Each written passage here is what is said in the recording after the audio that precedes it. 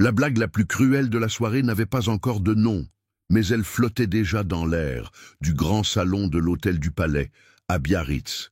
Elle se mêlait à l'odeur capiteuse des lys blancs et au parfum salin de l'océan Atlantique qui venait s'écraser plus bas contre les rochers de la grande plage. Gabriel Duret la sentait, cette cruauté latente, comme on sent un changement de pression avant l'orage. Accoudé au bar en acajou, un verre de 25 ans d'âge à la main, il observait la faune qui l'entourait avec un ennui si profond qu'il en devenait presque physique.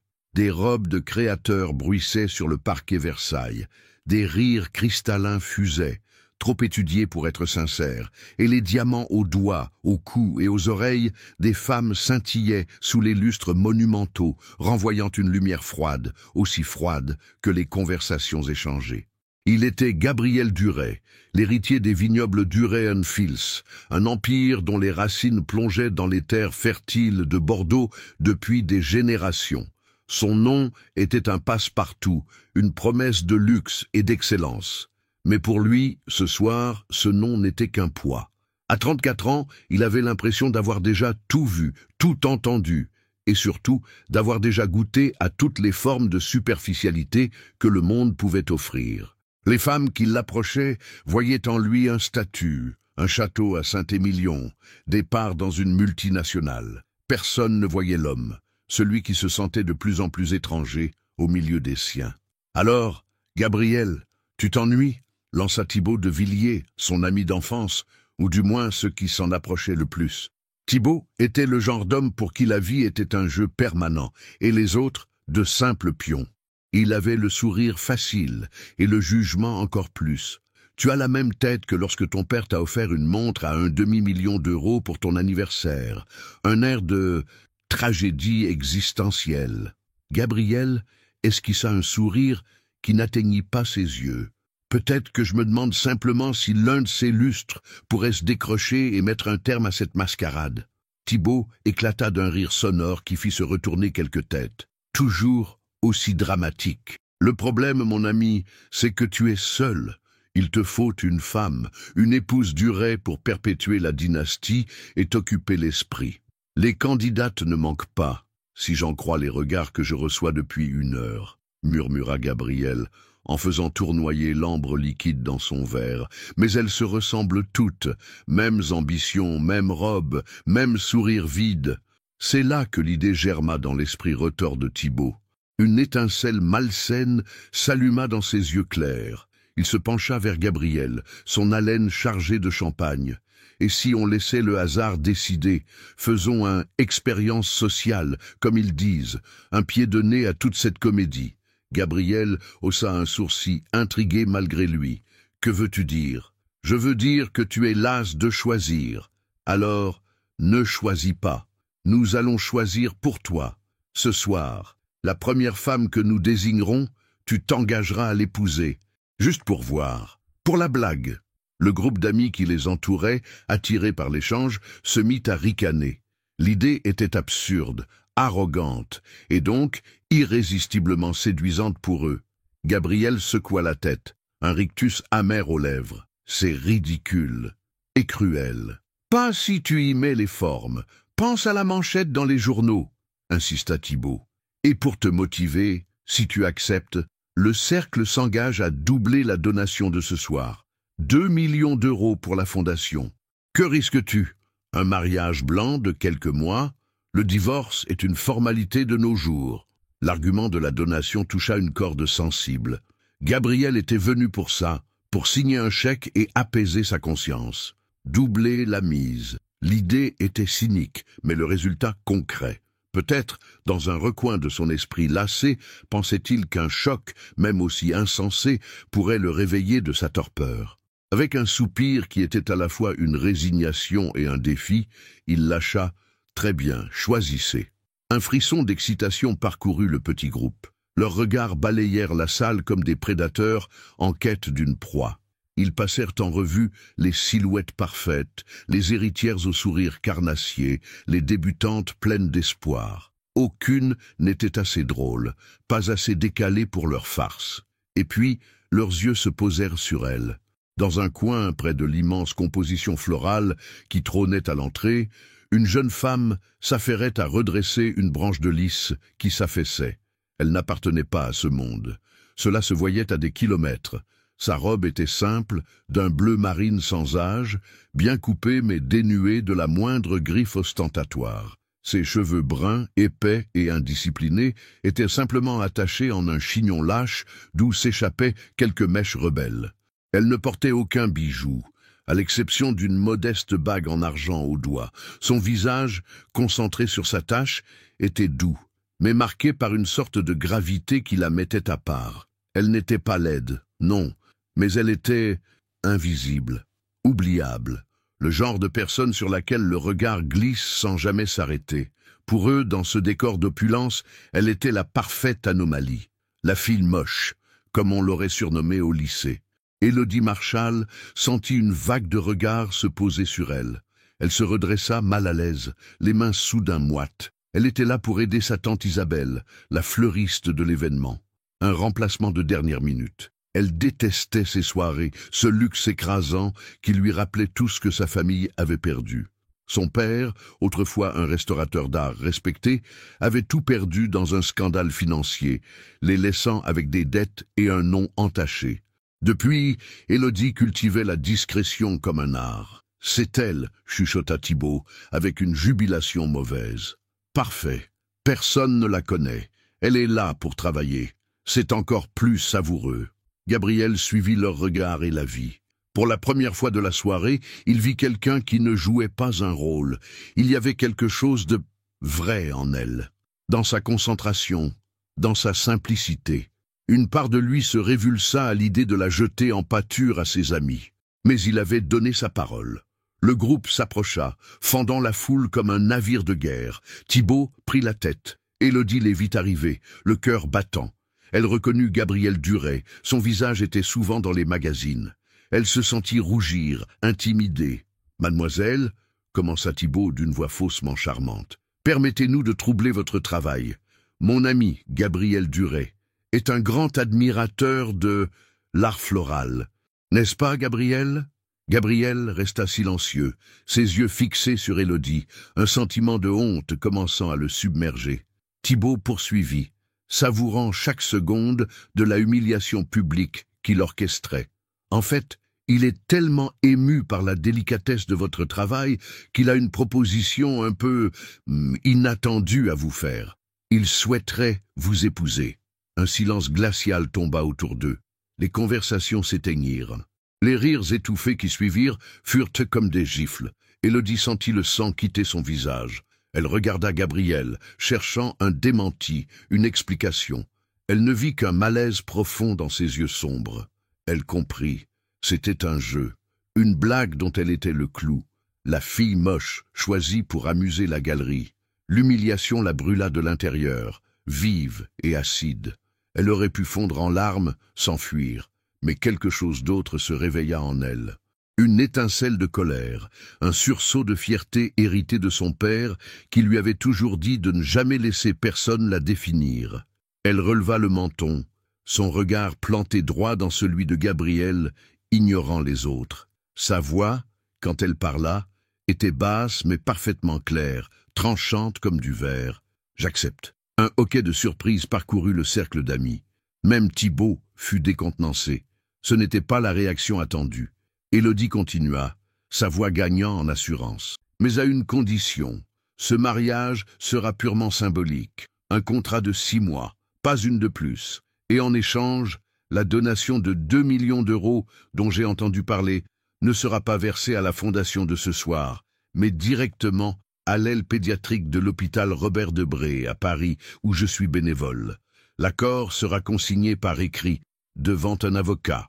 Le silence qui suivit fut encore plus lourd. Les rires s'étaient tus. Le jeu venait de changer de nature. Gabriel la fixa, stupéfait. Cette femme, cette invisible, venait de retourner la situation avec une maîtrise désarmante. Elle ne se défendait pas. Elle attaquait en fixant ses propres règles. Pour la première fois depuis des années, il sentit une véritable curiosité s'éveiller en lui. Il avait accepté une farce cruelle par ennui. Il se retrouvait pris au piège d'un pacte inattendu, face à une femme qui était tout sauf la victime qu'ils avaient imaginée. Lentement, il hocha la tête, un respect inattendu naissant en lui. Marché conclu. Le « oui » d'Élodie avait eu l'effet d'une déflagration silencieuse. Les ricanements s'étaient figés sur les lèvres des amis de Gabriel. Thibaut, le grand architecte de cette farce, avait perdu de sa superbe, son visage passant d'une arrogance amusée à une incrédulité embarrassée. La blague venait de leur exploser à la figure, les transformant de prédateurs en simples idiots de salon. La foule, sentant le malaise, se dispersa discrètement, retournant à ses conversations futiles, mais les chuchotements qui s'élevèrent portaient désormais une autre couleur, celle du scandale et de l'incompréhension. Élodie, elle, resta parfaitement immobile, une statue de dignité au milieu de l'opulence. Elle avait joué sa seule carte, et elle attendait. Gabriel la regardait, un mélange confus d'admiration et de consternation gravé sur ses traits. Il se sentit soudain grossier, indigne. L'ennui qui le rongeait quelques minutes plus tôt semblait une excuse pitoyable pour la cruauté dont il s'était rendu complice. C'était une simple plaisanterie, mademoiselle, tenta de rattraper Thibaut avec un rire nerveux. Vous n'avez pas pris cela au sérieux, j'espère? Oh mais si, répondit Élodie d'une voix égale, sans jamais quitter Gabriel des yeux. Un engagement est un engagement, surtout quand 2 millions d'euros sont en jeu pour des enfants qui en ont besoin. Votre ami a donné sa parole, et moi, la mienne. Le piège s'était refermé. Reculer maintenant serait un aveu de lâcheté encore plus humiliant. Gabriel fit un signe de tête à son chauffeur personnel, un homme massif et silencieux qui se tenait en retrait. Puis il se tourna vers Élodie. « Mon avocat est présent ce soir. Nous allons rédiger les termes de cet accord immédiatement, si vous le voulez bien. » Sa proposition fut un baume sur la blessure cuisante de l'humiliation. Il ne la traitait pas comme l'objet d'une blague, mais comme une partenaire dans une transaction sérieuse. Elle acquiesça sobrement. Il fut reconduit dans une bibliothèque privée de l'hôtel, loin du brouhaha du salon. L'air y sentait le cuir, la cire et le papier ancien. Maître Dubois, l'avocat de la famille Duret, un homme d'une 60aine d'années au visage sévère mais aux yeux vifs, les y attendait, prévenu par un rapide message. Il écouta le récit de Gabriel sans laisser paraître la moindre surprise, comme s'il avait l'habitude des caprices extravagants de la fortune.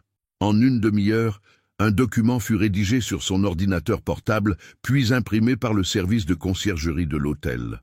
Le contrat était simple et brutalement clair. Il stipulait un mariage civil, sans cérémonie religieuse, d'une durée de 180 jours. Il précisait l'obligation de résidence commune au château de la Vigne d'Or, la propriété de Gabriel, à Saint-Émilion. Il détaillait les conditions de la donation, qui serait versée en 2 fois.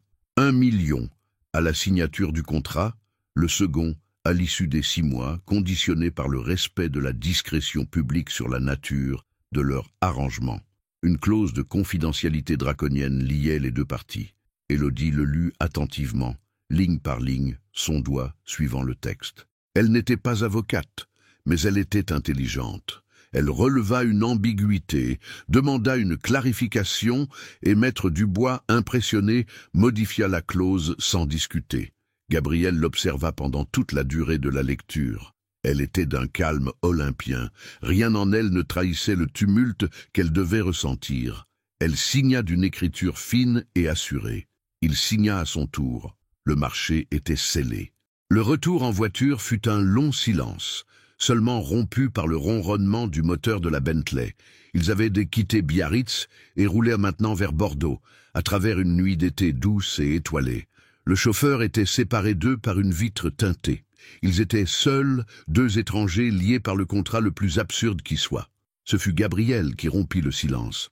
Sa voix était plus basse, débarrassée de l'arrogance de salon. « Je vous dois des excuses, mademoiselle Marchal. » Élodie tourna la tête vers lui.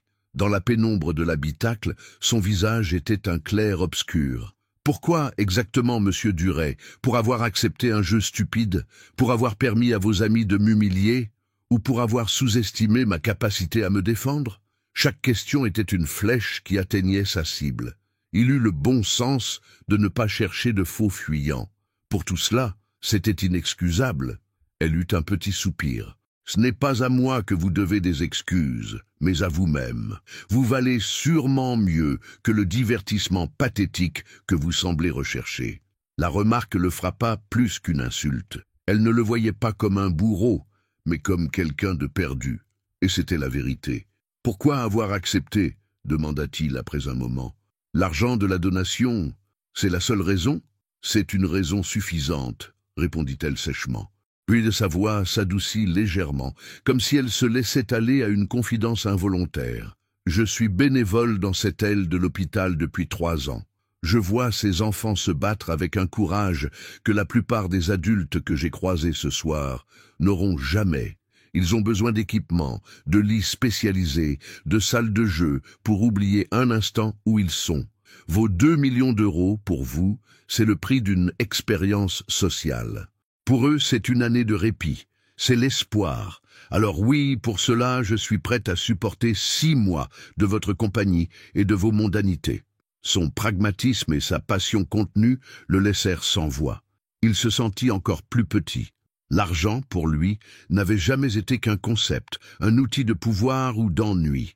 Elle venait de lui en montrer le vrai poids. Ils arrivèrent enfin au domaine. Un immense portail en fer forgé s'ouvrit sur une longue allée bordée de cyprès. Au bout, le château de la Vigne d'Or se dressait, une magnifique bâtisse du XVIIIe siècle, imposante et solitaire sous la lune.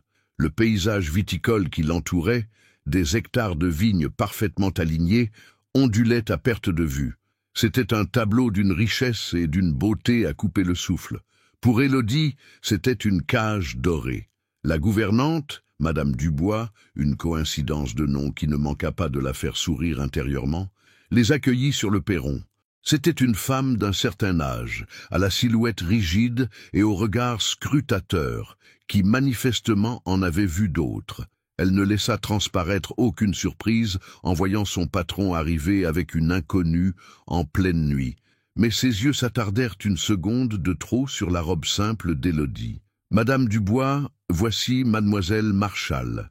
Elle va séjourner ici pour un certain temps. Veuillez la conduire à la chambre d'Ami Est. Assurez-vous qu'elle ait tout ce dont elle a besoin. »« Bien, monsieur, » répondit la gouvernante d'une voix neutre. La chambre était plus grande que l'appartement entier d'Élodie.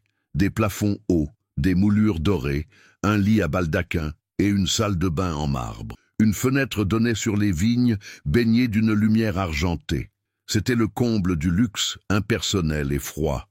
Elle se sentit comme une pièce rapportée, un personnage dans une pièce qui n'était pas la sienne. Après avoir posé son unique petit sac, elle se tint debout au milieu de la pièce, l'écho de la soirée et le poids de sa décision pesant sur ses épaules. Elle n'avait pas peur, elle était déterminée.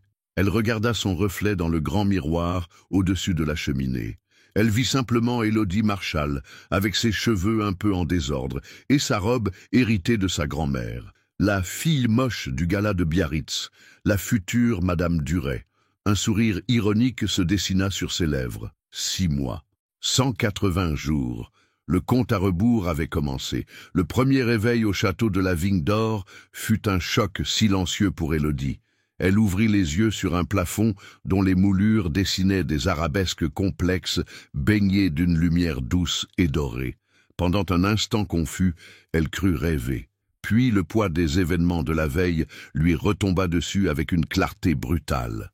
Elle n'était pas dans son petit studio d'Angoulême, avec le bruit familier de la rue et l'odeur du café de la voisine. Elle était dans une chambre d'or et de soie, prisonnière volontaire d'un pacte insensé. Elle se leva et s'approcha de la haute fenêtre. Le spectacle qui s'offrait à elle était d'une beauté écrasante.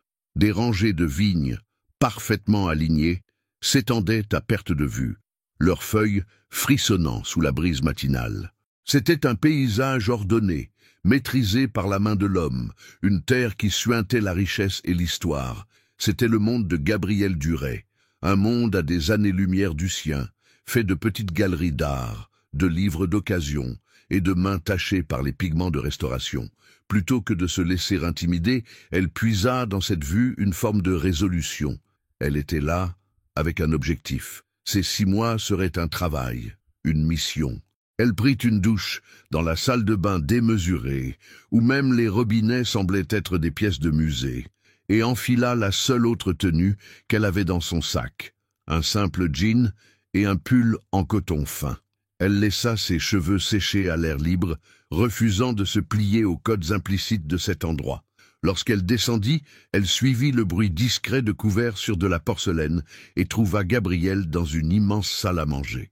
Il était assis seul à une extrémité d'une table longue de plusieurs mètres, un journal déplié devant lui, une tasse de café à la main. Il portait un polo impeccable et semblait déjà maître de son univers. L'espace entre eux paraissait infranchissable, un gouffre symbolique. Madame Dubois se matérialisa à ses côtés comme par magie. Madame désire-t-elle prendre son petit déjeuner? La question était polie, mais le madame sonnait faux, presque ironique dans sa bouche. Élodie suffira. Eh oui, merci, juste un café et du pain. La gouvernante parut presque déçue par la simplicité de la demande. Elle lui indiqua une place à l'autre bout de la table, face à Gabriel. S'asseoir là aurait officialisé leur distance. Élodie l'ignora poliment et tira une chaise sur le côté de la table, beaucoup plus près de lui. Pas assez pour être une intrusion, mais assez pour briser la géométrie glaciale de la pièce. Gabriel releva les yeux de son journal, surpris par son initiative. Un silence s'installa, seulement troublé par le service de Madame Dubois. « Vous avez bien dormi ?» demanda-t-il finalement, sa voix un peu plus formelle que la veille. « Aussi bien que l'on peut dormir dans un lit qui coûte probablement plus cher que mon loyer annuel, » répondit-elle sans animosité en beurrant sa tartine. « Et vous?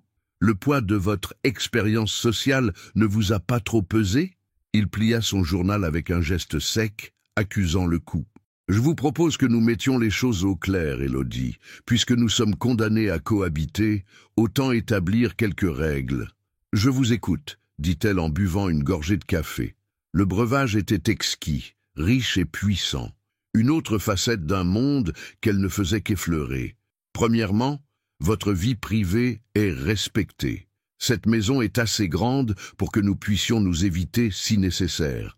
Vous avez accès à tout, à l'exception de mon bureau et de mes appartements personnels. Deuxièmement, nous devrons faire quelques apparitions publiques ensemble pour maintenir les apparences. Je vous préviendrai à l'avance. J'attends de vous une attitude appropriée. Appropriée? Vous voulez dire souriante et silencieuse, comme une potiche de luxe que l'on sort pour les grandes occasions? Son ton était calme, mais chargé d'une ironie mordante. Gabriel se pinça l'arête du nez. Il n'avait pas l'habitude d'être ainsi remis en question. Je veux dire discrète. Ce mariage est une affaire privée, malgré sa nature publique. Troisièmement, mes affaires sont mes affaires. Celles des vignobles Duret & Fils ne vous concernent pas. Élodie posa sa tasse. Parfait. J'ai aussi quelques conditions. Premièrement, je ne suis pas votre employé. Je suis votre associé contractuel. Ne me donnez pas d'ordre.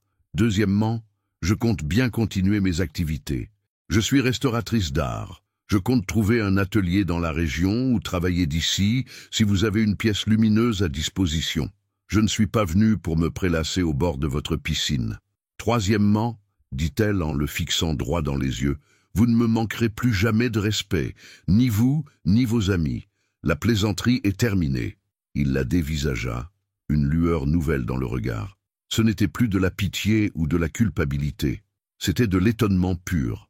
Cette femme, sortie de nulle part, se tenait face à lui, non comme une victime, mais comme une égale. Elle n'était pas impressionnée par sa fortune, ni intimidée par son nom. « Entendu », dit-il simplement. Après le petit déjeuner, il lui proposa une visite de la propriété, plus par devoir que par envie. Il lui montra les salons de réception, la bibliothèque garnie de livres rares, la cave à vin monumentale. Il lui parlait de l'histoire du domaine avec une fierté distante, comme un guide de musée récitant une leçon bien apprise.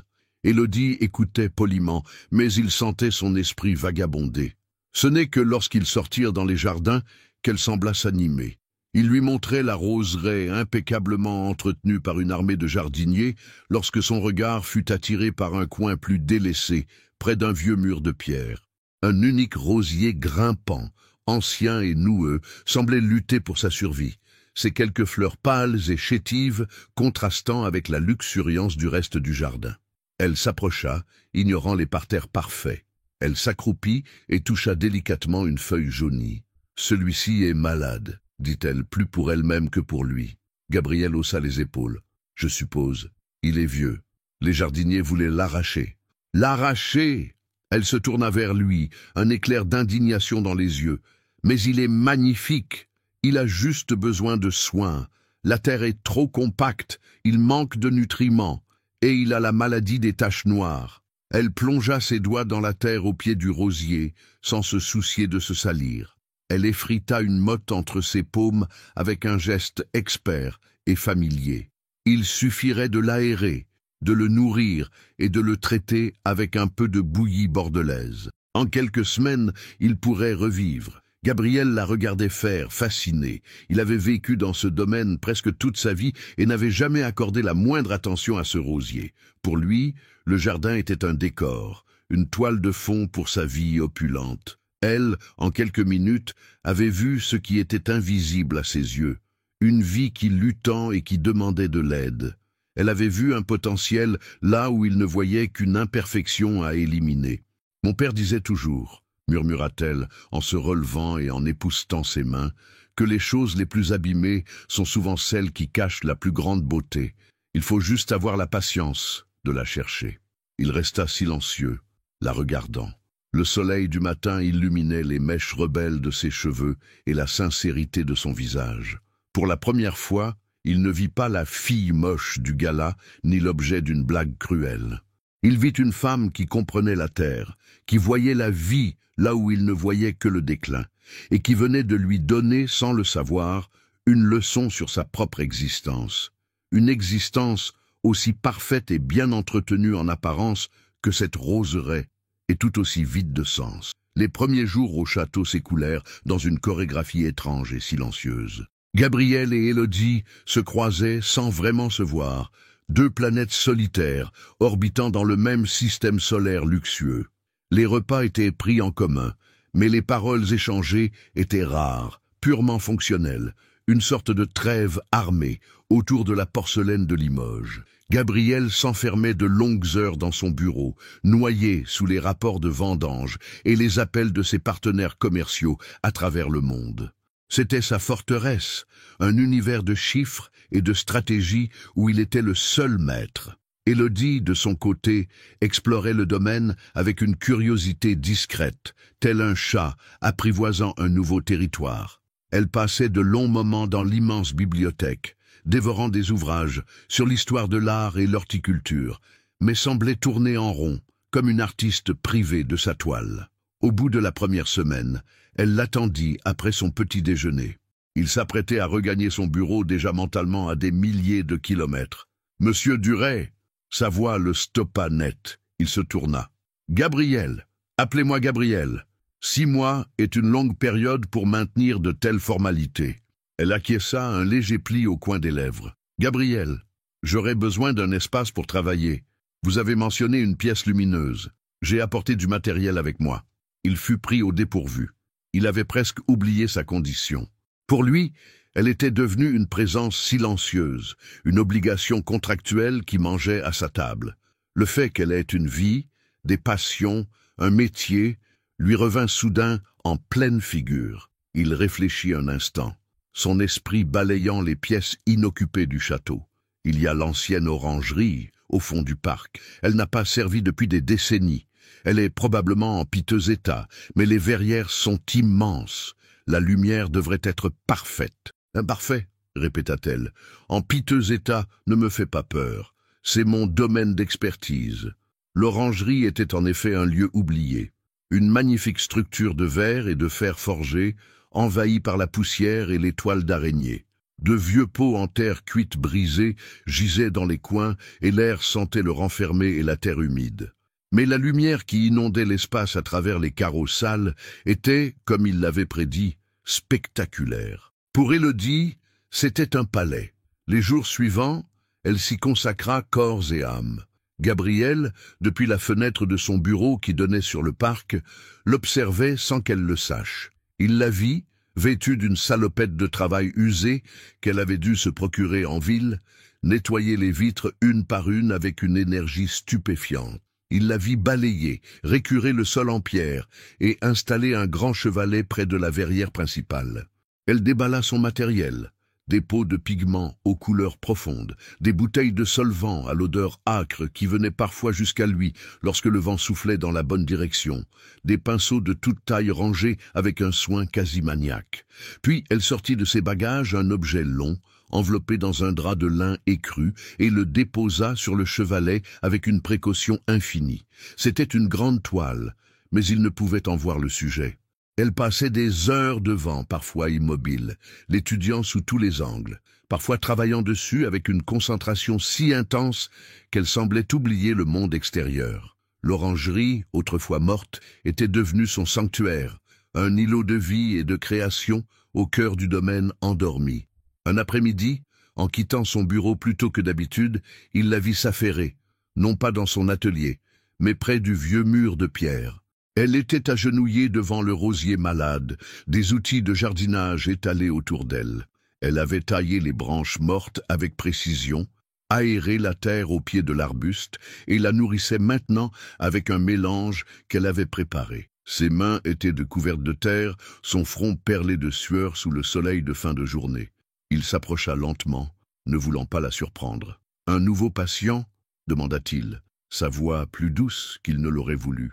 Elle sursauta légèrement et se retourna. Un sourire inattendu éclaira son visage, le transformant. Pour la première fois, il remarqua la constellation de minuscules taches de rousseur sur son nez. On peut dire ça. Il a plus de volonté que n'importe laquelle de vos plantes de concours. Il mérite qu'on se batte pour lui. Il regarda ses mains, maculées de terre et, il le devinait, de pigments séchés sous ses ongles. Les mains des femmes qu'il fréquentait étaient toujours impeccables, manucurées, conçues pour tenir une coupe de champagne, pas pour redonner vie à quoi que ce soit. « Vous semblez savoir ce que vous faites, » admit-il. « Ma grand-mère m'a tout appris. Elle disait que jardiner, c'est comme restaurer une œuvre d'art. Il faut comprendre la structure, diagnostiquer le mal et appliquer le remède avec patience et respect. On ne force rien, on accompagne. » Ils restèrent un moment en silence, regardant le vieux rosier comme s'il était le centre du monde. Le silence, cette fois, n'était pas lourd. Il était paisible, partagé. C'était la première conversation qu'ils avaient qui ne tournait pas autour de leur contrat, de la logistique de leur cohabitation forcée. Et dans votre atelier, vous accompagnez aussi, risqua-t-il. Son sourire s'effaça un peu, son expression se refermant. C'est un projet personnel, un cas difficile. Il comprit qu'il avait touché une corde sensible et n'insista pas. Mais sa curiosité était piquée au vif. Plus tard dans la soirée, alors qu'il se servait un verre dans le grand salon, son téléphone vibra. C'était Thibault. Il hésita, puis décrocha. « Alors, mon ami, comment se passe la vie de jeune marié? L'expérience sociale porte-t-elle ses fruits? Ta Cendrillon s'est-elle transformée en princesse ou est-elle toujours aussi fade ?» La voix gouailleuse de Thibault lui parut soudain vulgaire, déplacée. L'image d'Élodie, concentrée et sincère devant son rosier, se superposa aux mots crus de son ami. « Elle va bien, Thibault. L'expérience se déroule comme prévu. » Sa propre voix était glaciale. « Comme prévu? Allons, ne sois pas si mystérieux. Tu dois bien t'amuser. C'est le plus beau canular de l'année. Tout le monde en parle encore. La tête qu'elle a faite quand... Ça suffit, Thibault, le coupa Gabriel, sa mâchoire se crispant. J'ai du travail. On se parle plus tard. Il raccrocha sans attendre de réponse, le cœur battant de colère. Une colère dirigée contre Thibault, mais surtout contre lui-même. Il s'approcha de la fenêtre. Au loin, une lumière chaude filtrait à travers les verrières de l'orangerie. Élodie était encore là, penchée sur son mystère. Le canular, la blague cruelle, lui parut soudain une chose sale et lointaine. La réalité, la seule qui commençait à l'intéresser, se trouvait dans cette bulle de lumière au fond du parc. Pour la première fois, il désira ardemment savoir ce qui se cachait sous ce drap de lin. La curiosité de Gabriel devint une obsession douce et lancinante. L'orangerie, ce bâtiment autrefois invisible, exerçait désormais sur lui une attraction magnétique. Depuis son bureau, il se surprenait à la regarder fixement, guettant les allées et venues d'Élodie, essayant de deviner la nature de son travail à travers ses gestes. Il la voyait sortir parfois pour étirer ses membres endoloris, le visage empreint d'une concentration intense, ou rester de longues minutes le nez en l'air, scrutant les jeux de lumière à travers les verrières, comme pour s'en imprégner. Un soir, alors qu'un orage d'été éclatait sur la Gironde, faisant trembler les vieilles pierres du château, l'idée de l'orangerie l'assaillit de nouveau. Le vent s'engouffrait dans les couloirs, les volets claquaient, et il se demanda si le vieux bâtiment tiendrait le coup. Il pensa à la toile d'Élodie, à ses précieux pigments, à des mois ou des années de travail qui pouvaient être anéantis par une simple fuite dans le toit. C'était un prétexte, il le savait, mais un prétexte suffisamment plausible pour apaiser sa conscience. Prenant une grande lampe de poche, il traversa les jardins sous une pluie battante. L'eau ruisselait sur son visage tandis qu'il courait vers la bulle de verre et de fer, le bruit du tonnerre couvrant ses pas. La lumière était toujours allumée à l'intérieur. Par la porte vitrée, il la vit. Elle se tenait debout, dos à lui, le regard fixé sur son chevalet. Elle ne travaillait pas, elle contemplait comme en proie à une profonde réflexion. Il frappa doucement au carreau. Elle se retourna surprise, un pinceau fin à la main. En le voyant trempé et essoufflé, son expression se teinta d'inquiétude. Elle lui ouvrit. « Gabriel, qu'est-ce qui se passe? L'orage, Je voulais m'assurer que le toit ne fuyait pas, bafouilla-t-il, se sentant soudain ridicule. C'est un vieux bâtiment. Ses yeux balayèrent la pièce, cherchant la moindre goutte d'eau.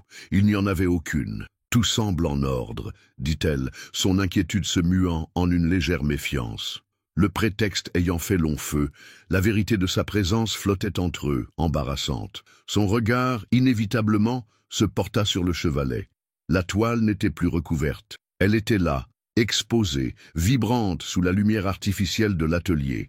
Le souffle lui manqua. Ce n'était pas une peinture, mais une restauration.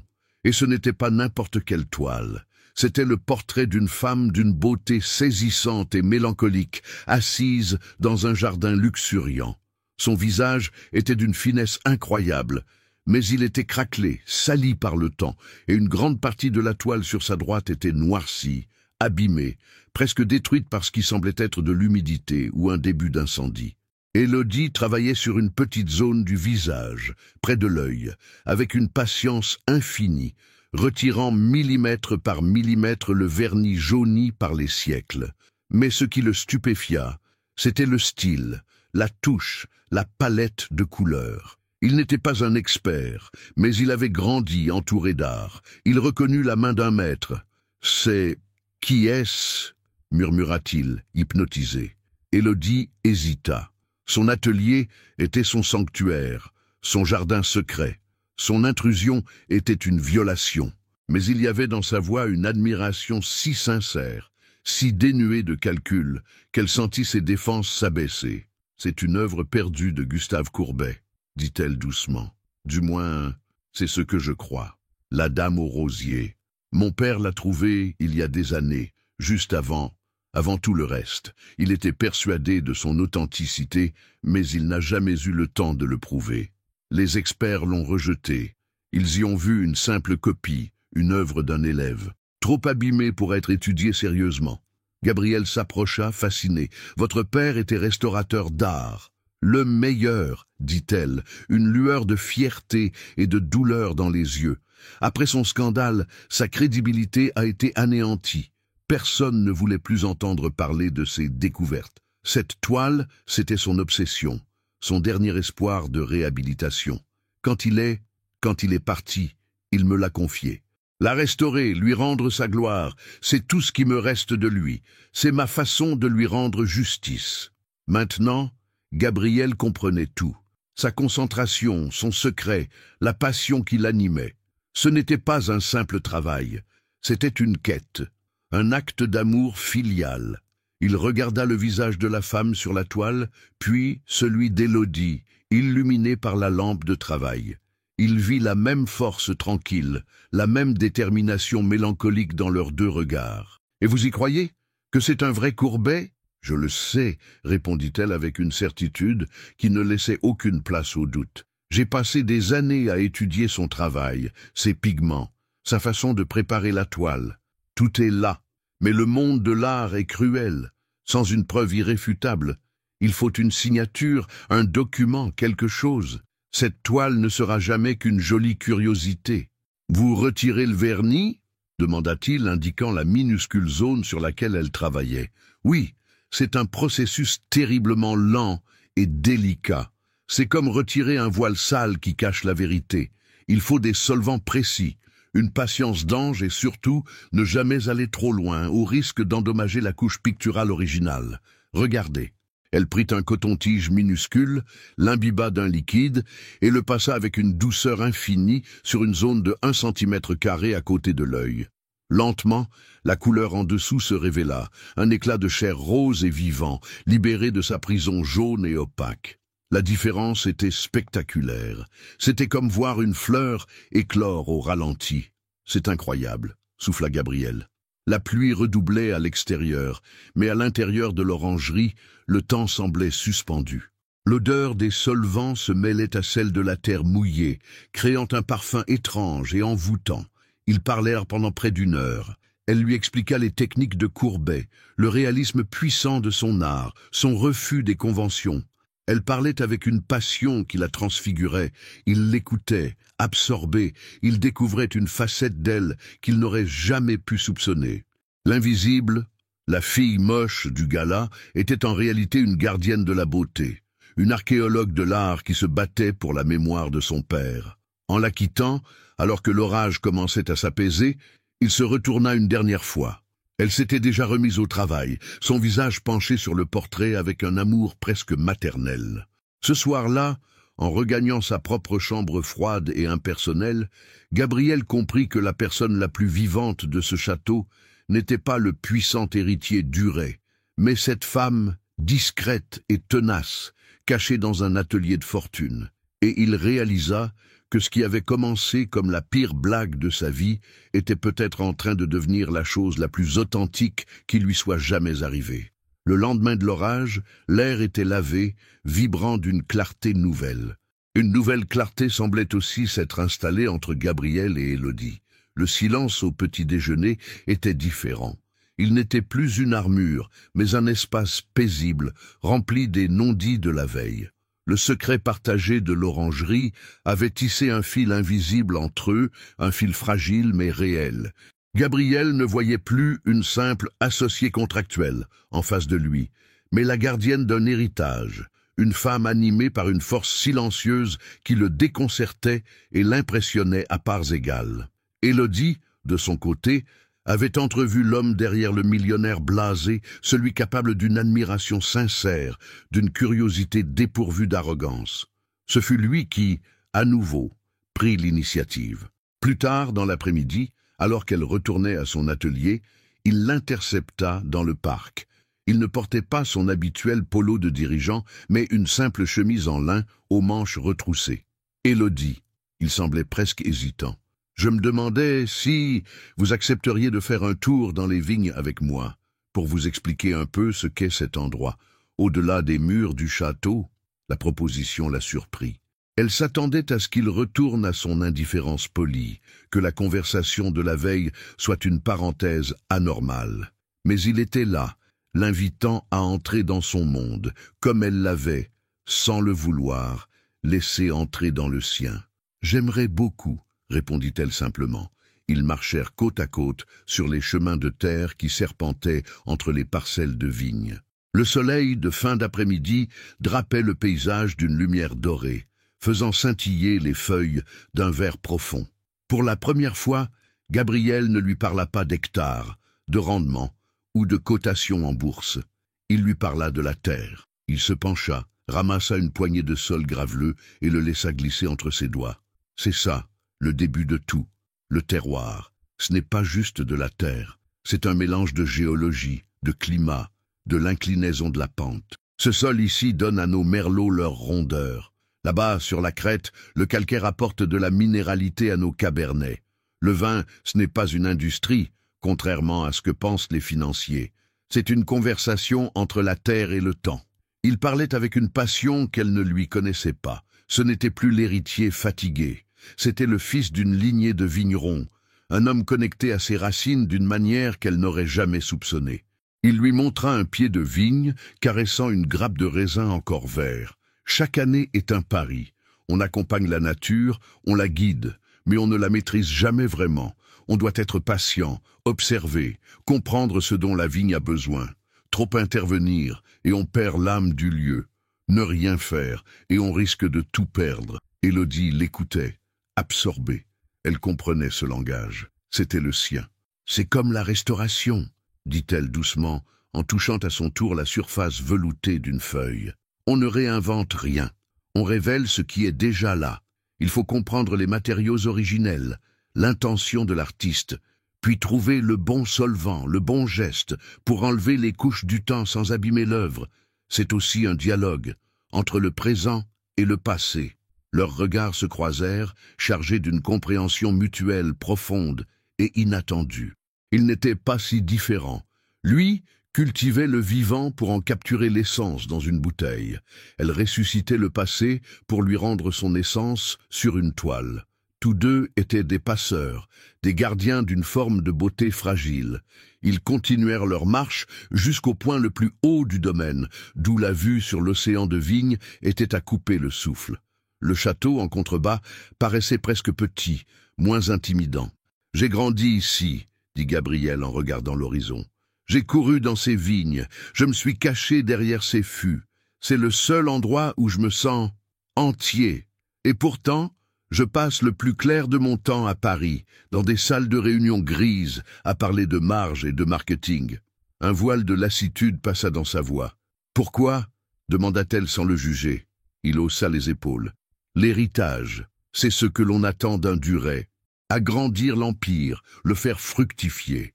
Personne ne se soucie de savoir si je préférerais avoir les mains dans la terre plutôt que sur un clavier d'ordinateur. » Pour la première fois, elle perçut la faille en lui. Sa cage n'était pas dorée comme la sienne, elle était tissée d'attentes et de devoirs, mais c'était une cage tout de même. Le soleil commençait à décliner, peignant le ciel de nuances roses et orangées. L'atmosphère était devenue intime, presque trop intime. Se sentant soudain exposé, Gabriel se racla la gorge et changea de sujet, reprenant le rôle qui lui était familier. « D'ailleurs, il y a une réception de vignerons demain soir, à Saint-Émilion, un événement local, rien de fastueux, mais en tant que nouveau couple de la région, notre présence sera remarquée. C'est le genre d'apparition publique dont je vous parlais. » La réalité de leur arrangement leur revint en pleine figure, chassant la magie du moment. Ils n'étaient pas deux âmes sœurs se découvrant une passion commune, ils étaient deux contractants devant jouer un rôle. Élodie sentit un nœud se former dans son estomac. Le souvenir de l'humiliation du gala de Biarritz était encore vif. Affronter de nouveau le regard des autres, « Je n'ai rien à me mettre », dit-elle, la raison lui paraissant soudain la plus simple et la plus insurmontable des excuses. « Ce n'est pas un problème », répondit-il rapidement. « Je peux faire venir quelqu'un de Bordeaux demain matin, une styliste. Elle vous apportera une sélection. » Son offre, bien que pratique, sonnait fausse après la conversation qu'ils venèrent d'avoir. Cela la ramenait à son statut, la femme qu'il fallait habiller pour qu'elle soit présentable. Elle pinça les lèvres. « Non, ce ne sera pas la peine. Je vais aller en ville demain. Je préfère choisir moi-même. Il y a une jolie place à Libourne, le samedi matin, non? Un marché. » Sa proposition le désarçonna une fois de plus. Il lui offrait les services d'une experte en haute couture. Elle lui parlait du marché du samedi matin. « Oui, il y a un marché, » confirma-t-il, un peu décontenancé. « Je vous y conduirai. » Ils redescendirent vers le château en silence. Le fil qui les avait reliés quelques instants plus tôt semblait s'être distendu. Mais il n'était pas rompu. Alors qu'ils se séparaient sur le perron, elle se tourna vers lui. « Merci de m'avoir montré tout ça. C'était important. » Il la regarda s'éloigner vers son orangerie, une silhouette simple et déterminée. Il venait de partager avec elle la partie la plus intime de son être, la terre de ses ancêtres. Et elle l'avait compris. Demain, il devrait mentir au monde. Mais ce soir, dans la lumière mourante des vignes, il s'était dit une vérité essentielle. Et cela, il le savait, allait tout changer. Le trajet jusqu'à Libourne se fit dans une voiture différente. Au lieu de la Bentley avec chauffeur qui les avait emmenés de Biarritz, Gabriel conduisait lui-même un Range Rover discret, presque banal pour quelqu'un de son statut. Le geste n'était pas anodin. C'était sa manière de dire que ce n'était pas un déplacement officiel, mais quelque chose de personnel. La radio diffusait une musique classique douce et les paysages viticoles défilaient à travers les vitres, verts et paisibles, sous le soleil du samedi matin. « Vous êtes certaine que vous trouverez votre bonheur au marché ?» demanda Gabriel, rompant le silence. Sa question n'était pas condescendante, mais genuinely curieuse. « Il y a d'excellentes boutiques à Bordeaux. Je ne cherche pas le bonheur dans une robe, Gabriel. Je cherche juste quelque chose qui me ressemble, » répondit-elle en regardant la route. « Et ce qui me ressemble ne se trouve pas dans les vitrines de la rue Sainte-Catherine. » Son assurance le désarmait. Il n'y avait aucune amertume dans sa voix, juste un constat simple. Il se gara près de la Dordogne, et ils marchèrent vers la place des Cordeliers. Le choc fut immédiat pour Gabriel. L'atmosphère n'avait rien à voir avec le silence feutré de son domaine. C'était une explosion de vie. Des cris joyeux de marchands vantant leurs produits. L'odeur de poulet rôti se mêlant à celle des melons de Cavaillon, le kaléidoscope de couleurs des étals de fruits, de légumes et de fleurs. Des familles déambulaient, des amis se retrouvaient pour un café en terrasse. C'était un monde réel, vibrant et délicieusement imparfait. Et dans ce monde, Élodie se transforma. La femme réservée et sur la défensive du château disparut. Ici, elle était chez elle. Elle salua un maraîcher d'un signe de tête amical, échangea quelques mots avec une fromagère qui la reconnut. Elle se déplaçait avec une aisance naturelle, touchant une tomate avec le doigt d'une experte, humant un bouquet de basilic. Elle n'était plus invisible. Au contraire, elle rayonnait d'une vitalité simple et communicative. Gabriel la suivait à quelques pas, se sentant comme un anthropologue découvrant une tribu inconnue. Il était complètement anonyme ici. Personne ne se souciait de son nom ou du prix de sa montre. Il n'était que l'homme qui accompagnait la jeune femme aux cheveux indisciplinés. Et cet anonymat, au lieu de le vexer, était étrangement libérateur. Elle s'arrêta devant l'étal d'un producteur de fraises. Elles étaient petites, difformes, mais d'un rouge si profond qu'elles semblaient des bijoux. « Gariguette, » dit-elle à Gabriel. « Les premières de la saison. Tenez. » Elle lui en tendit une. Il l'accepta et la porta à sa bouche. L'explosion de saveurs sucrées et légèrement acides fut une révélation. Il était habitué aux fruits parfaits et sans goût des grands distributeurs qui approvisionnaient sa cuisine. Cette fraise avait le goût du soleil et de la terre. Elle avait le goût de la vérité. Il la regarda, les yeux brillants de surprise. Elle lui sourit. Un vrai sourire, large et sans retenue, qui illumina tout son visage. Et à cet instant, Gabriel la trouva belle. Pas belle selon les critères froids et standardisés de son monde. Une beauté authentique, vivante, qui venait de l'intérieur. Il se sentit rougir, un phénomène qui ne lui était pas arrivé depuis l'adolescence. Après avoir acheté un petit panier de ses fraises, elle le guida à travers une ruelle pavée jusqu'à une petite boutique sans vitrine ostentatoire. Une simple enseigne en bois indiquait « Le fil d'Ariane ». À l'intérieur, des robes simples mais élégantes, des tissus naturels et des coupes intemporelles. Une femme âgée au chignon argenté les accueillit avec un sourire chaleureux. « Élodie, mon enfant, quelle bonne surprise! Je ne t'attendais pas si tôt dans la région. » « Bonjour, Madame Hélène, je suis là pour un certain temps.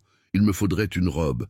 Pour ce soir. » Elle ne regarda même pas les créations les plus sophistiquées. Son regard fut attiré par une robe simple, d'une coupe fluide, d'un vert forêt profond qui rappelait la couleur des feuilles de vigne après la pluie. Elle l'essaya. Quand elle sortit de la cabine, Gabriel resta sans voix. La robe n'avait rien d'extraordinaire en soi. Pas de sequin, pas de décolleté plongeant. Mais sur elle, elle était parfaite. Elle épousait ses formes, sans les contraindre. Sa couleur faisait ressortir les reflets chauds de ses cheveux bruns et donnait une profondeur nouvelle à ses yeux. Elle semblait à la fois élégante et libre, sophistiquée et naturelle. C'était elle, en tissu. « Elle vous va à merveille », murmura madame Hélène en ajustant une épaule. Gabriel se contenta d'acquiescer, incapable de formuler une phrase cohérente. Élodie se regarda dans le miroir. Elle ne se pavanait pas, elle s'observait, comme pour s'assurer qu'elle se reconnaissait encore. Un léger sourire de satisfaction apparut sur ses lèvres. C'est celle-ci. Elle insista pour payer elle-même avec la carte de débit de son modeste compte en banque. Gabriel n'osa rien dire. C'était son moment, son choix, sa dignité. Accepter son argent aurait tout gâché. Sur le chemin du retour, l'ambiance dans la voiture était métamorphosée. Le silence était confortable, chargé de l'expérience partagée. Ils mangèrent les fraises directement dans le panier posé entre eux comme deux adolescents.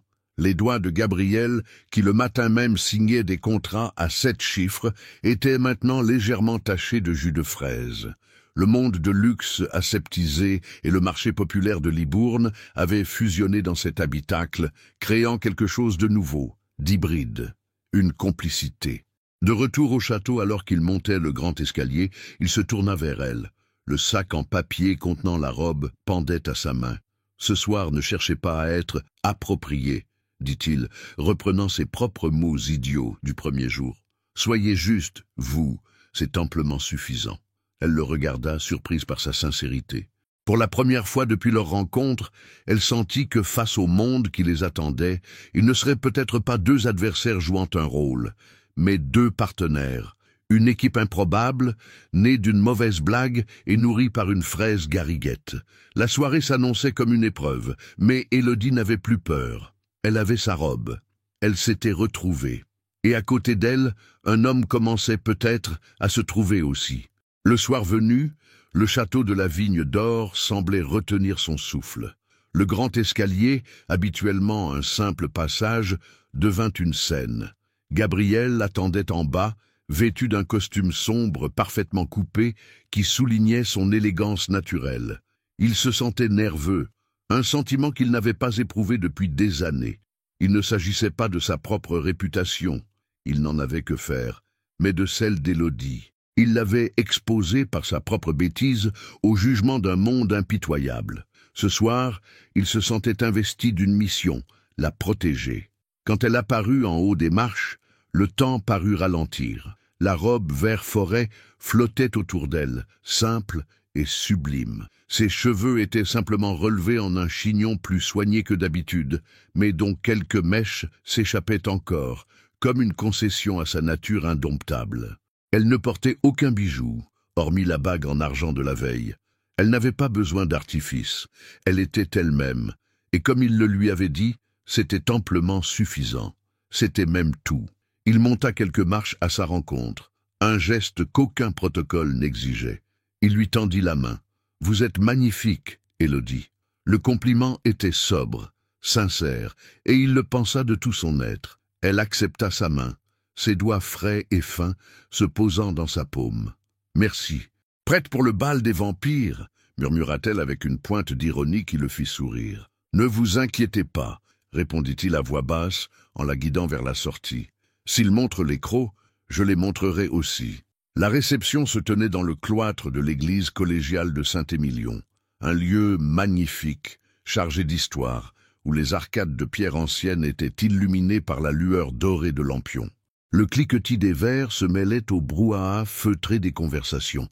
Toute l'élite viticole de la région était là. À leur arrivée, un silence presque imperceptible se fit, une vague qui ondula à travers la foule avant que les conversations ne reprennent, un peu plus fort, un peu plus faussement. Tous les regards se tournèrent vers eux, des regards curieux, amusés, certains ouvertement méprisants.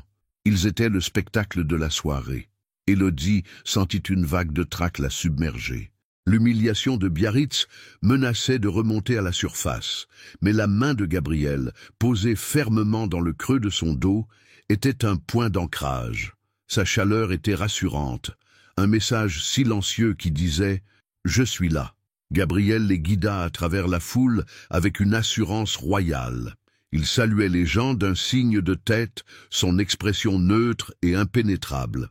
Lorsqu'un vieux baron du vin s'approcha d'eux, son regard glissant sur Élodie avec une condescendance à peine voilée, Gabriel prit les devants. « Bonsoir, Charles. Permettez-moi de vous présenter ma femme, Élodie. » Le mot « femme » fut prononcé avec une clarté et une fierté qui ne laissaient aucune place à l'ambiguïté. Le baron, décontenancé, ne put que bafouiller des amabilités. Gabriel ne lui laissa pas le temps de poser des questions indiscrètes, engageant la conversation sur le millésime à venir, incluant Élodie d'un regard, d'une question, la traitant non pas comme un accessoire, mais comme sa partenaire. Elle joua le jeu avec une intelligence remarquable. Elle écoutait, posait des questions pertinentes, s'appuyant sur les bribes de conversation qu'elle avait eues avec Gabriel dans les vignes. Elle ne prétendait pas être une experte, mais elle montrait un intérêt sincère et une capacité d'analyse qui en surprirent plus d'un. Le mépris initial dans les yeux de leurs interlocuteurs se mua lentement en un respect confus. Le véritable test arriva sous la forme de Thibaut de Villiers. Il apparut devant eux, un verre de champagne à la main, son sourire carnassier fendant son visage. « Gabriel, mon ami, et notre petite protégée, lança-t-il, son ton dégoulinant de fausse camaraderie. Alors, cette expérience sociale, toujours aussi divertissante, tu sais que toute la région ne parle que de ça. C'est audacieux. » Chaque mot était une pique, conçue pour humilier Élodie et rappeler à Gabriel la nature sordide de leur arrangement. La tension devint palpable autour d'eux. Avant que Gabriel ne puisse répliquer, sa mâchoire contractée par la fureur, Élodie prit la parole. Sa voix était calme, posée, mais il y avait une lame d'acier en dessous. « L'audace, monsieur de Villiers, dit-elle en le regardant droit dans les yeux, ce n'est pas de se marier, c'est de croire qu'un grand vin se résume au prix sur son étiquette ou au prestige de son château. » Thibaut fut pris au dépourvu. « Pardon? Quel est le rapport ?»« Le rapport, continua-t-elle, son regard balayant l'assemblée qui les écoutait désormais avec une attention captivée. C'est que les gens comme vous regardent sans voir. Vous goûtez un vin et vous cherchez une marque, une confirmation de votre statut. Vous regardez une personne et vous cherchez la même chose. Mais un grand vin, comme une personne, a une vérité propre, un terroir, une histoire, des failles qui font sa complexité et sa beauté. C'est quelque chose que ni l'argent ni les sarcasmes ne peuvent acheter. Cela demande juste un peu d'attention. Un silence de mort s'abattit sur le groupe. Sa réplique était d'une telle justesse, d'une telle intelligence, qu'elle laissa Thibaut sans voix, le visage rouge de confusion. Elle venait de le juger et de le condamner avec ses propres armes, celles de l'élitisme et du snobisme. Gabriel la regardait, un sentiment proche de la vénération dans les yeux. Il posa sa main sur la sienne. « Le jeu est terminé, Thibaut, » dit-il d'une voix glaciale qui ne laissait place à aucune discussion. « Il serait temps que tu grandisses. » Il ne leur laissa pas le temps de répondre. Tenant toujours la main d'Élodie, il les entraîna loin du groupe, vers un recoin plus tranquille du cloître, qui donnait sur les toits du village médiéval illuminé. Ils restèrent là, en silence, regardant la vue. La brise nocturne était fraîche. Élodie tremblait légèrement, la tension retombant enfin. « Vous allez bien ?» demanda-t-il doucement. Elle hocha la tête. « J'ai eu peur pendant une seconde. Vous avez été incroyable, » murmura-t-il. « Absolument incroyable !» Il prit sa main, celle qui n'était pas déjà dans la sienne, et la garda entre les siennes, réchauffant ses doigts. Ce n'était plus un geste de protection ou de soutien. C'était un geste de pure tendresse, un contact simple, direct, qui transcendait leur contrat. En cet instant, sous la lune de Saint-Émilion, entourés par des gens qui les avaient jugés et condamnés, ils n'étaient plus Gabriel Duret, l'héritier, et Élodie Marchal, la fille effacée. Ils étaient juste Gabriel et Élodie, et pour la première fois, l'idée de ces 6 mois qui les liaient ne lui parut plus comme une sentence, mais comme une chance inespérée et terrifiante. Le silence dans la voiture, au retour, n'avait rien de commun avec celui, pesant, de leur premier voyage. C'était un silence plein, une quiétude partagée, qui n'avait pas besoin de mots pour exister. De temps en temps, Gabriel jetait un regard furtif vers Élodie. Elle s'était adossée contre la vitre, observant le défilé des vignes endormies sous la lueur des étoiles. Elle semblait apaisée, la tension de la soirée s'étant dissipée pour laisser place à une douce fatigue. Il se demanda à quoi elle pensait. Pensait-elle à sa répartie cinglante envers Thibaut, à la sensation de tous ses yeux braqués sur elle, ou simplement à la beauté de la nuit? Il réalisa qu'il voulait désespérément savoir. Connaître les méandres de son esprit était devenu, en l'espace de quelques heures, une préoccupation majeure. Lorsqu'ils arrivèrent au château, il coupa le moteur dans la cour et ils restèrent un instant immobiles dans l'obscurité. Seul le bruit des grillons venait troubler le calme. La bâtisse imposante, habituellement froide et intimidante, leur offrait une façade presque accueillante sous la lumière de la lune. « Merci de m'avoir accompagné, » dit-elle, sa voix à peine un murmure. « C'est moi qui vous remercie, » répondit-il avec une sincérité qui la surprit. Ils montèrent les marches du perron côte à côte. Devant la grande porte d'entrée, un moment d'hésitation flotta entre eux. C'était le moment de se dire « bonne nuit », de retourner chacun dans sa solitude respective, dans les chambres aux extrémités opposées du couloir. Mais aucun des deux ne bougea. L'air entre eux était chargé d'une électricité nouvelle. « Vous avez été très courageuse ce soir », finit-il par dire, ces mots maladroits pour exprimer l'admiration profonde qu'il ressentait. Elle releva les yeux vers lui, un petit sourire au coin des lèvres. « J'ai simplement dit ce que je pensais. Ce n'est pas du courage, c'est un luxe que peu de gens dans votre monde semblent s'offrir. Alors, apprenez-moi, lâcha-t-il, la phrase lui échappant presque malgré lui.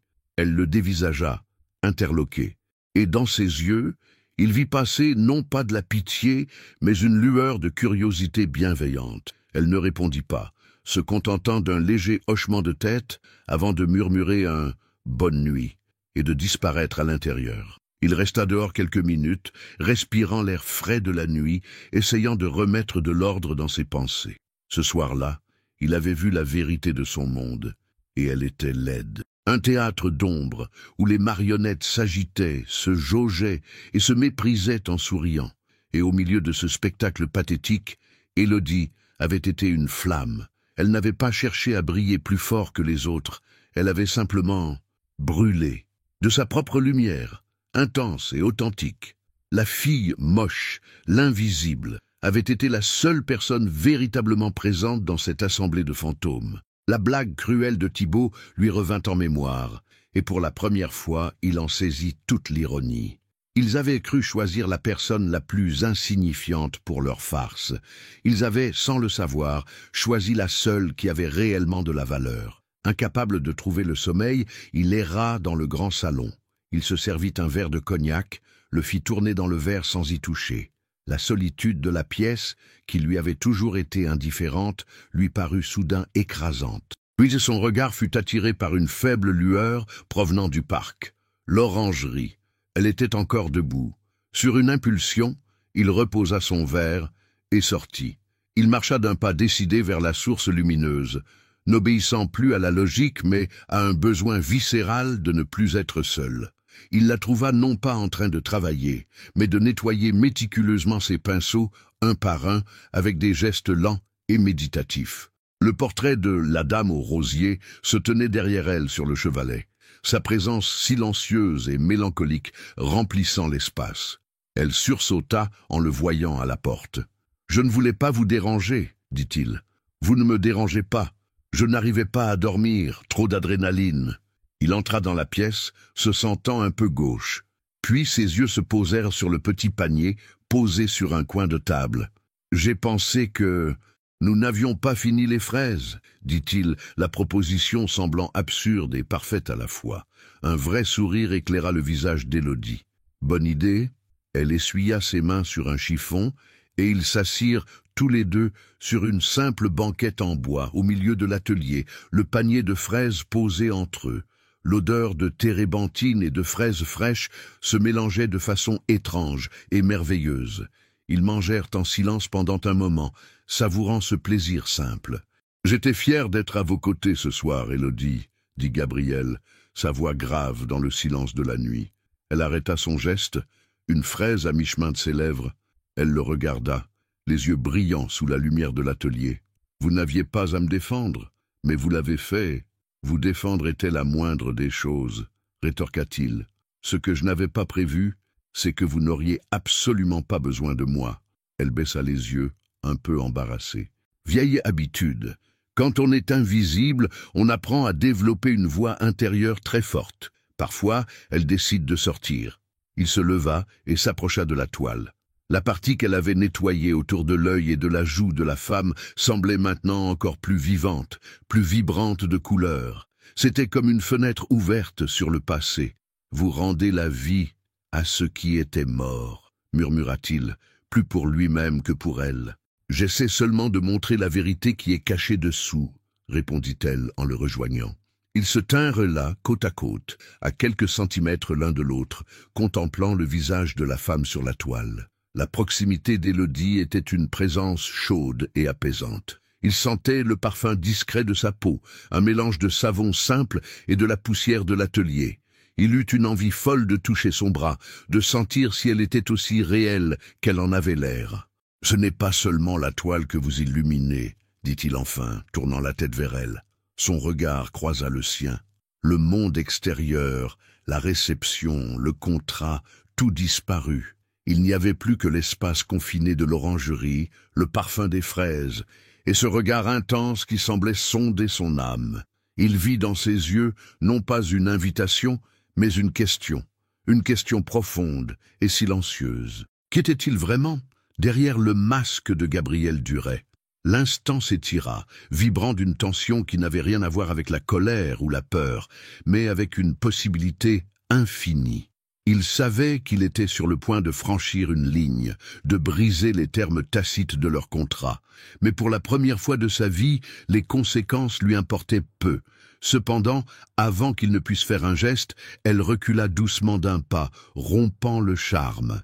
Ce n'était pas un rejet, mais une pause, un besoin de reprendre son souffle. « Il se fait tard, » dit-elle doucement. « Nous devrions aller nous reposer. » Il acquiesça, le cœur battant à tout rompre. « Vous avez raison. » Il la laissa là, dans sa bulle de lumière, et regagna le château.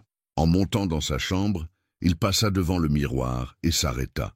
Il ne vit plus le millionnaire blasé, mais un homme qui venait de sentir la terre trembler sous ses pieds.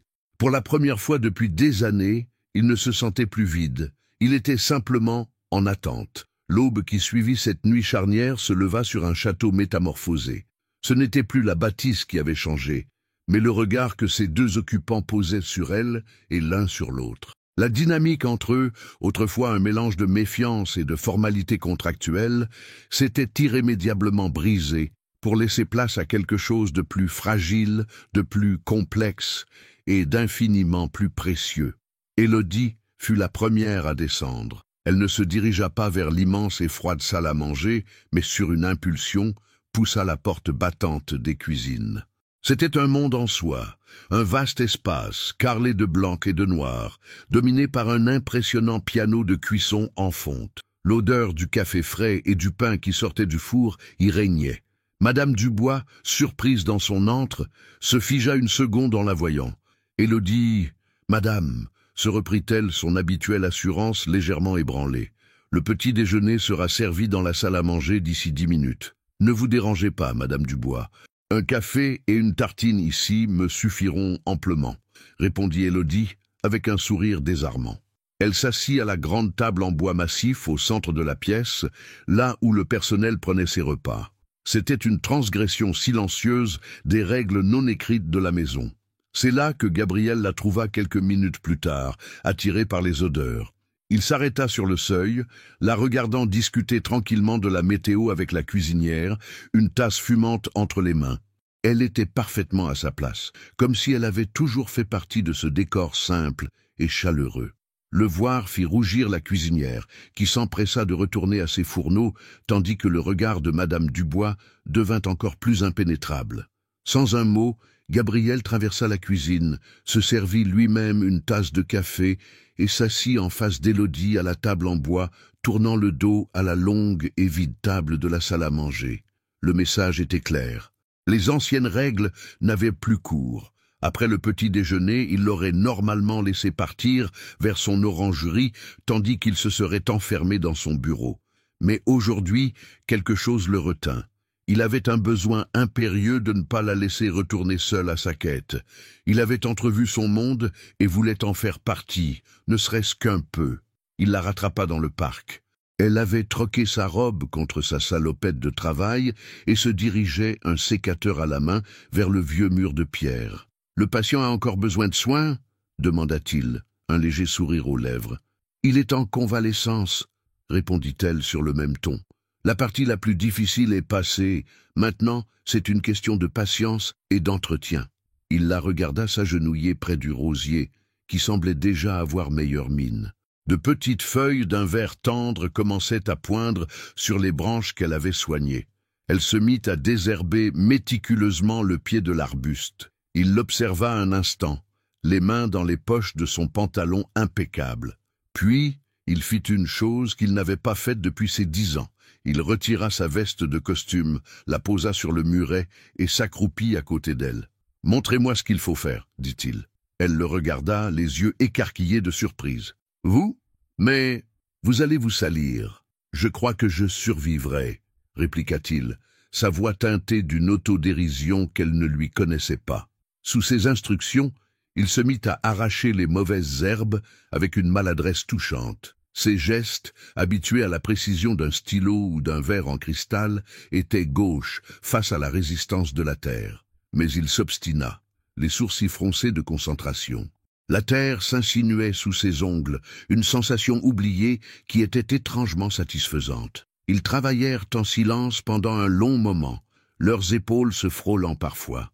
Le monde se réduisait à ce petit lopin de terre, au bruissement des feuilles, à la chaleur du soleil sur leur nuque. « Ma grand-mère m'a appris à reconnaître les plantes, » dit Élodie pour briser le silence. « Celles qui soignent, celles qui étouffent. » Elle disait que chaque jardin est un reflet de l'âme de celui qui l'entretient.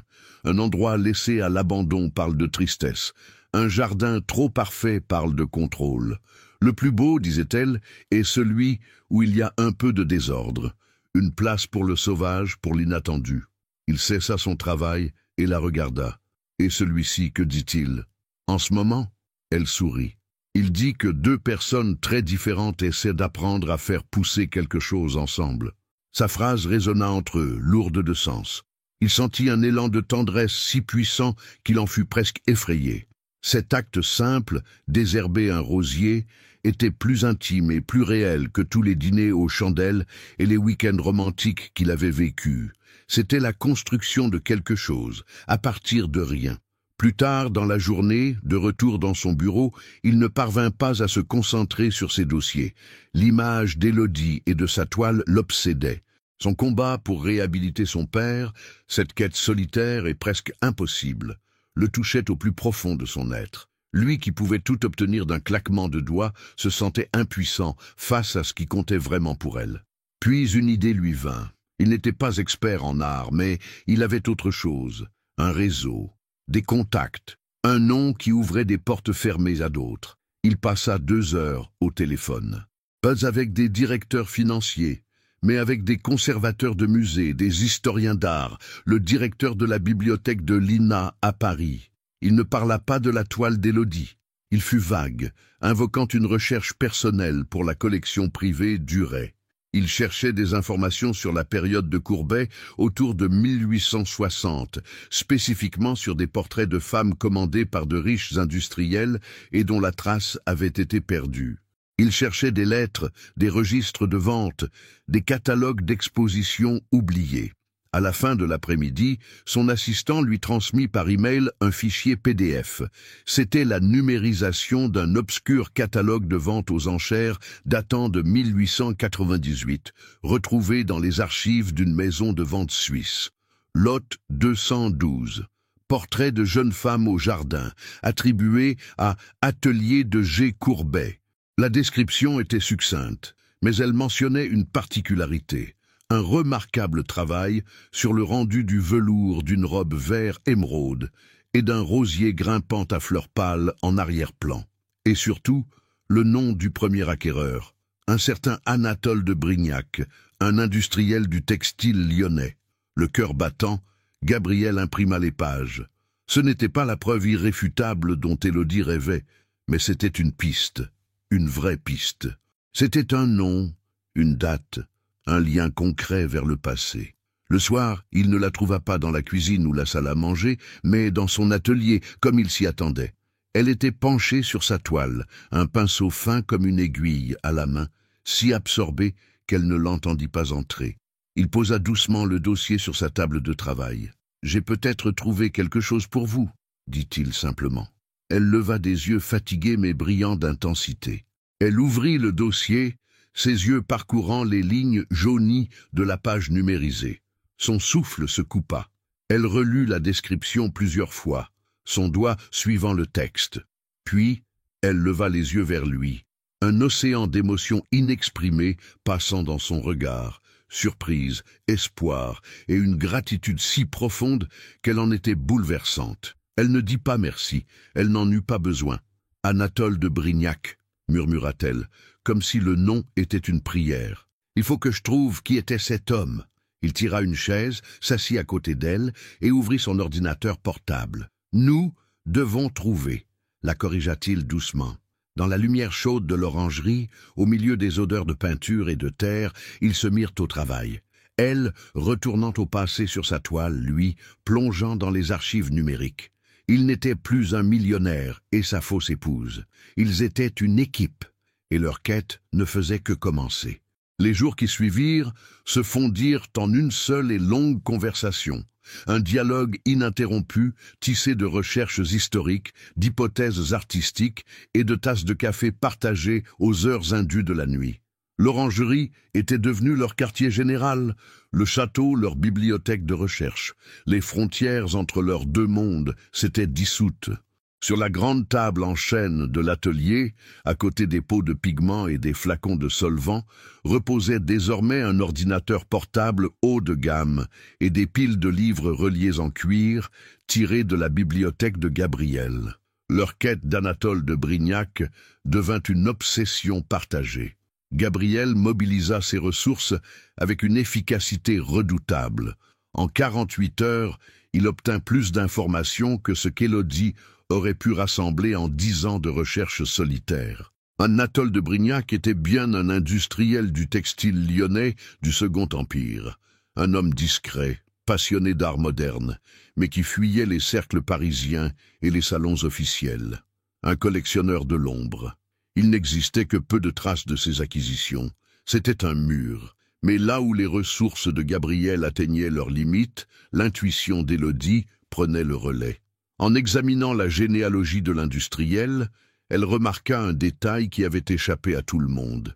La femme d'Anatole, Clémence de Brignac, était originaire de Franche-Comté, non loin d'Ornans, la ville natale de Gustave Courbet. « C'est elle la clé », murmura Élodie un soir, le doigt posé sur le nom de Clémence sur l'écran de l'ordinateur. Courbet était profondément attaché à sa région. Il peignait les gens de sa terre. Peut-être que le lien n'est pas l'industriel, mais sa femme. Une amie d'enfance? Une parente éloignée? Cette hypothèse changea la direction de leurs recherches. Gabriel engagea un archiviste à Besançon pour fouiller les registres locaux et les archives privées. Les jours s'étiraient, remplis d'une attente fébrile. Pendant ce temps, leur complicité s'approfondissait. Ils travaillaient côte à côte dans l'atelier, elle sur la toile, lui sur son ordinateur. Parfois, il la regardait travailler pendant des heures, fasciné par la précision de ses gestes, par la façon dont elle semblait dialoguer avec le portrait. Il lui apportait un verre d'eau, un plaid pour ses épaules quand la nuit tombait, de petits gestes d'attention qui en disaient plus long que n'importe quelle déclaration. Elle, de son côté, s'ouvrait. Elle lui parlait de son père, non plus seulement de sa chute, mais de sa passion, de son rire, de la façon dont il lui avait appris à voir la beauté cachée dans une fissure, la poésie dans une couleur passée. Elle lui racontait ses propres rêves, ouvrir un petit atelier de restauration accessible à tous, pas seulement aux riches collectionneurs, redonner vie aux trésors oubliés des petites églises de campagne et des musées de province. Pour la première fois de sa vie, Gabriel écoutait quelqu'un parler de rêves qui n'impliquaient ni l'argent, ni le pouvoir, ni la gloire. Et il trouvait cela infiniment plus fascinant. Une nuit, alors qu'ils étaient sur le point d'abandonner pour quelques heures de sommeil, un email arriva. Il provenait de l'archiviste de Besançon. Le titre était simple: Correspondance privée de la famille de Clémence de Brignac. En pièces jointes, un fichier contenant des centaines de pages de lettres numérisées. Le cœur battant, ils ouvrirent le document. C'était une montagne de paperasse, des lettres à l'écriture fine et serrée, traitant de la vie quotidienne, de naissance, de mariage, de maladie. Ils commencèrent à lire, chacun de leur côté, cherchant le moindre indice, le nom de Courbet, une mention d'un portrait. Les heures passèrent, la fatigue commençait à les gagner, les mots se brouillaient sur l'écran. C'est Élodie qui poussa un petit cri étouffé. « Gabriel, viens voir !» Il se précipita derrière elle, ses mains se posant sur le dossier de sa chaise. Elle pointait une ligne sur l'écran. C'était une lettre de Clémence à sa sœur, datée de l'été 1862. « J'ai vu Gustave la semaine passée », lut Élodie à voix haute, sa voix tremblante d'émotion. Il est toujours aussi farouche et plein de vie. Il se moque de mon mariage lyonnais et prétend que l'air de la ville me rend pâle. Pour me redonner des couleurs, comme il dit, il insiste pour faire mon portrait. Anatole, bien sûr, a été ravi. Le voir travailler est une chose extraordinaire, ma chère sœur. Il ne peint pas, il lutte avec la toile. Il dit vouloir capturer, non pas mon image, mais ma présence, au milieu des roses de notre jardin que j'aime tant. Ils restèrent figés, relisant la phrase encore et encore. C'était là, noir sur blanc, la preuve, le lien direct, incontestable, le mot « Gustave », la mention du portrait dans le jardin de roses. L'émotion submergea Élodie. Des larmes silencieuses se mirent à couler sur ses joues. Ce n'étaient pas des larmes de tristesse, mais de validation, de soulagement, de justice enfin rendue. Des années de doute, de travail solitaire, de dévotion à la mémoire de son père. Tout cela trouvait son aboutissement dans cette simple phrase, écrite plus de 150 ans plus tôt. Gabriel la regarda, le cœur serré par la puissance de cet instant. Sans réfléchir, il fit le tour de la chaise, s'agenouilla devant elle et avec une douceur infinie, posa ses pouces sur ses joues pour essuyer ses larmes. « Vous l'avez fait, Élodie, » murmura-t-il. « Votre père serait si fier. » Elle éclata alors en sanglots, mais un rire se mêla à ses pleurs, un rire de pure joie. Elle se pencha en avant et, dans un geste spontané et irrépressible, le prit dans ses bras. Elle enfouit son visage dans le creux de son cou, ses larmes mouillant sa chemise. Il la serra contre lui, sentant la fragilité et la force de cette femme qui avait déplacé des montagnes. Ils ne savaient pas combien de temps ils restèrent ainsi, enlacés au milieu de l'atelier, sous le regard bienveillant de la dame au rosier, qui semblait enfin prête à livrer tous ses secrets. L'odeur des solvants, le silence de la nuit, le contact de leur corps, tout cela créait un moment parfait, suspendu hors du temps. En cet instant, le contrat, l'argent, le monde extérieur, tout cela n'existait plus. Il n'y avait que deux, unis par une victoire qui était devenue la leur. Il ferma les yeux, respirant le parfum de ses cheveux. Ce n'était pas de l'attirance, ce n'était plus de l'admiration. C'était autre chose, quelque chose de plus profond, de plus vrai, qui venait de naître de la poussière des archives et de la couleur d'une toile oubliée. L'euphorie de la découverte les porta pendant plusieurs jours. C'était une énergie nouvelle qui crépitait dans l'air du château, chassant les derniers fantômes de la solitude. Ils n'étaient plus seulement des cohabitants ou des partenaires de recherche. Ils étaient devenus des complices, les gardiens d'un secret magnifique qui leur appartenait à tous les deux. Le matin, ils ne prenaient plus leur petit déjeuner dans la cuisine pour marquer une rupture avec le passé, mais parce que c'était devenu leur endroit, un lieu de convivialité simple où ils planifiaient leur journée. La journée se divisait désormais en deux temps. Le matin, Élodie se consacrait entièrement à la restauration. Maintenant qu'elle avait la certitude de l'authenticité de l'œuvre, ses gestes étaient plus assurés, plus audacieux. Le vernis jauni disparaissait de plus en plus vite, révélant des couleurs d'une vivacité et d'une profondeur incroyables. La robe de Clémence de Brignac retrouvait son vert émeraude, les fleurs en arrière-plan, leur éclat nacré. C'était une résurrection à laquelle Gabriel assistait, fasciné. Il avait délaissé son propre bureau, prétextant avoir besoin de travailler à distance, et s'était installé à un coin de la grande table de l'orangerie. Il répondait à ses emails les plus urgents, passait quelques coups de fil, mais son attention était toujours, en réalité, tournée vers elle. Il observait la danse de sa main, la concentration de son regard, le petit pli sur son front quand elle butait sur un détail technique. L'après-midi était consacré à la suite. Ils contactèrent un expert en art du 19e siècle de renommée mondiale, un vieil ami de la famille de Gabriel, professeur à l'école du Louvre. Ils lui envoyèrent les scans des lettres et des photos haute résolution de la toile et de son travail de restauration. La réponse arriva, prudente mais électrisée. Le professeur était intrigué, suffisamment pour accepter de se déplacer personnellement pour une expertise dès que la restauration serait achevée. L'authentification officielle était à portée de main. Pendant ce temps, la vie au domaine suivait son cours, mais c'était un cours nouveau, plus doux. Les apparitions publiques n'étaient plus des corvées, mais des occasions de se découvrir. Un dimanche, ils allèrent à une brocante dans un village voisin. Élodie, dans son élément, chinait des vieux outils de restauration, tandis que Gabriel, amusé, négociait le prix d'un cadre ancien pour elle. Personne ne les reconnut. Ils étaient un couple anonyme, profitant de la simplicité d'un week-end à la campagne. Ils n'avaient pas ressenti une telle légèreté, une telle liberté, depuis des années. Son ancien monde essayait parfois de faire irruption dans cette bulle. Un après-midi, son téléphone sonna. Le nom Thibault s'afficha sur l'écran. Il le regarda avec une grimace de dégoût.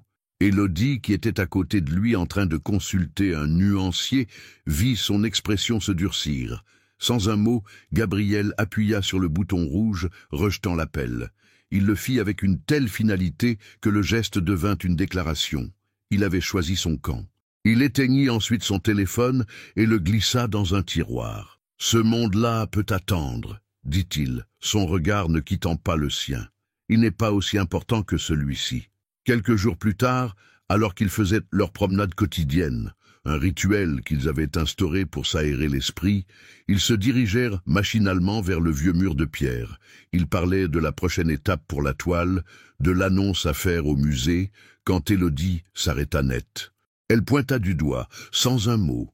Gabriel suivit son regard. Sur le vieux rosier noueux, celui qu'ils avaient de soigner ensemble, une première rose venait d'éclore. Elle n'était pas parfaite. Ses pétales étaient un peu irréguliers, mais sa couleur était d'un rose profond et velouté, et son parfum, délicat et puissant, flottait dans l'air. À côté d'elle, des dizaines d'autres boutons promettaient une floraison imminente. Le patient était non seulement sauvé, il était magnifique. C'était une promesse tenue, un symbole de leur travail commun. Élodie s'approcha et toucha délicatement un pétale, un sourire radieux sur le visage. « On a réussi », murmura-t-elle. Gabriel ne regardait pas la rose, il la regardait, elle. La lumière dorée de la fin de journée baignait son visage, faisant ressortir les taches de rousseur qu'il aimait tant. La joie pure qui émanait d'elle était la plus belle chose qu'il ait jamais vue. Toute la superficialité, tout le cynisme qui l'avait habité pendant des années s'effritèrent pour de bon à cet instant. « Ce n'est pas on, dit-il d'une voix grave. C'est vous, Élodie. Vous avez réussi. » Elle se tourna vers lui, surprise par l'intensité de son ton. « Vous êtes arrivé ici, continua-t-il, faisant un pas vers elle, et vous avez tout changé. Vous avez redonné vie à un rosier mourant, à une peinture oubliée, et à un homme qui ne savait même pas qu'il ne respirait plus. Vous m'avez appris à regarder, pas seulement les tableaux ou les vignes, mais le monde, le vrai, celui qui a de la valeur. Je ne savais pas que cela existait. Je ne savais pas que des personnes comme vous existaient. Il n'y avait plus de distance entre eux. Il pouvait sentir la chaleur qui émanait d'elle, voir chaque nuance dans ses yeux devenus graves. La blague, le contrat, le mensonge initial, tout cela semblait appartenir à une autre vie, à un autre homme. Il était maintenant celui-ci, celui qui se tenait devant elle, le cœur à nu.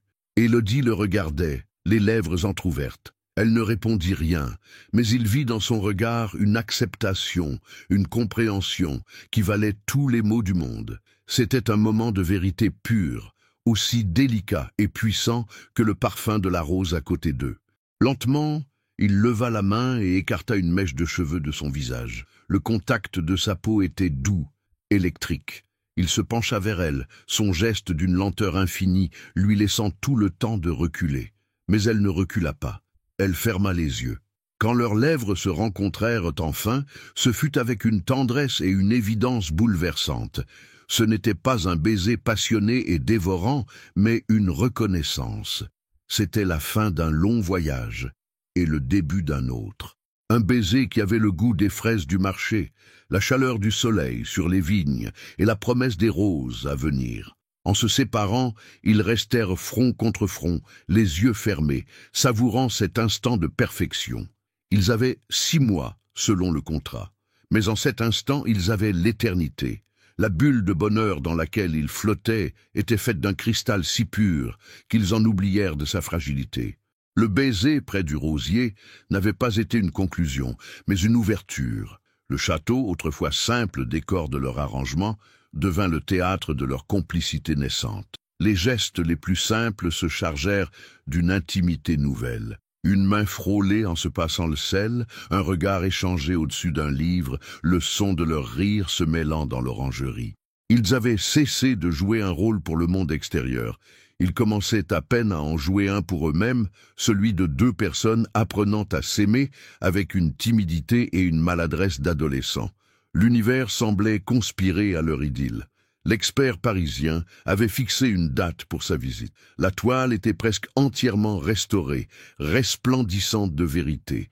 Le vieux rosier, lui, se couvrait de fleurs, défiant son passé moribond. Tout n'était que promesse et renouveau. La chute fut d'autant plus brutale. Elle n'arriva pas comme un orage que l'on voit venir, mais comme un éclair dans un ciel bleu. C'était un mardi matin.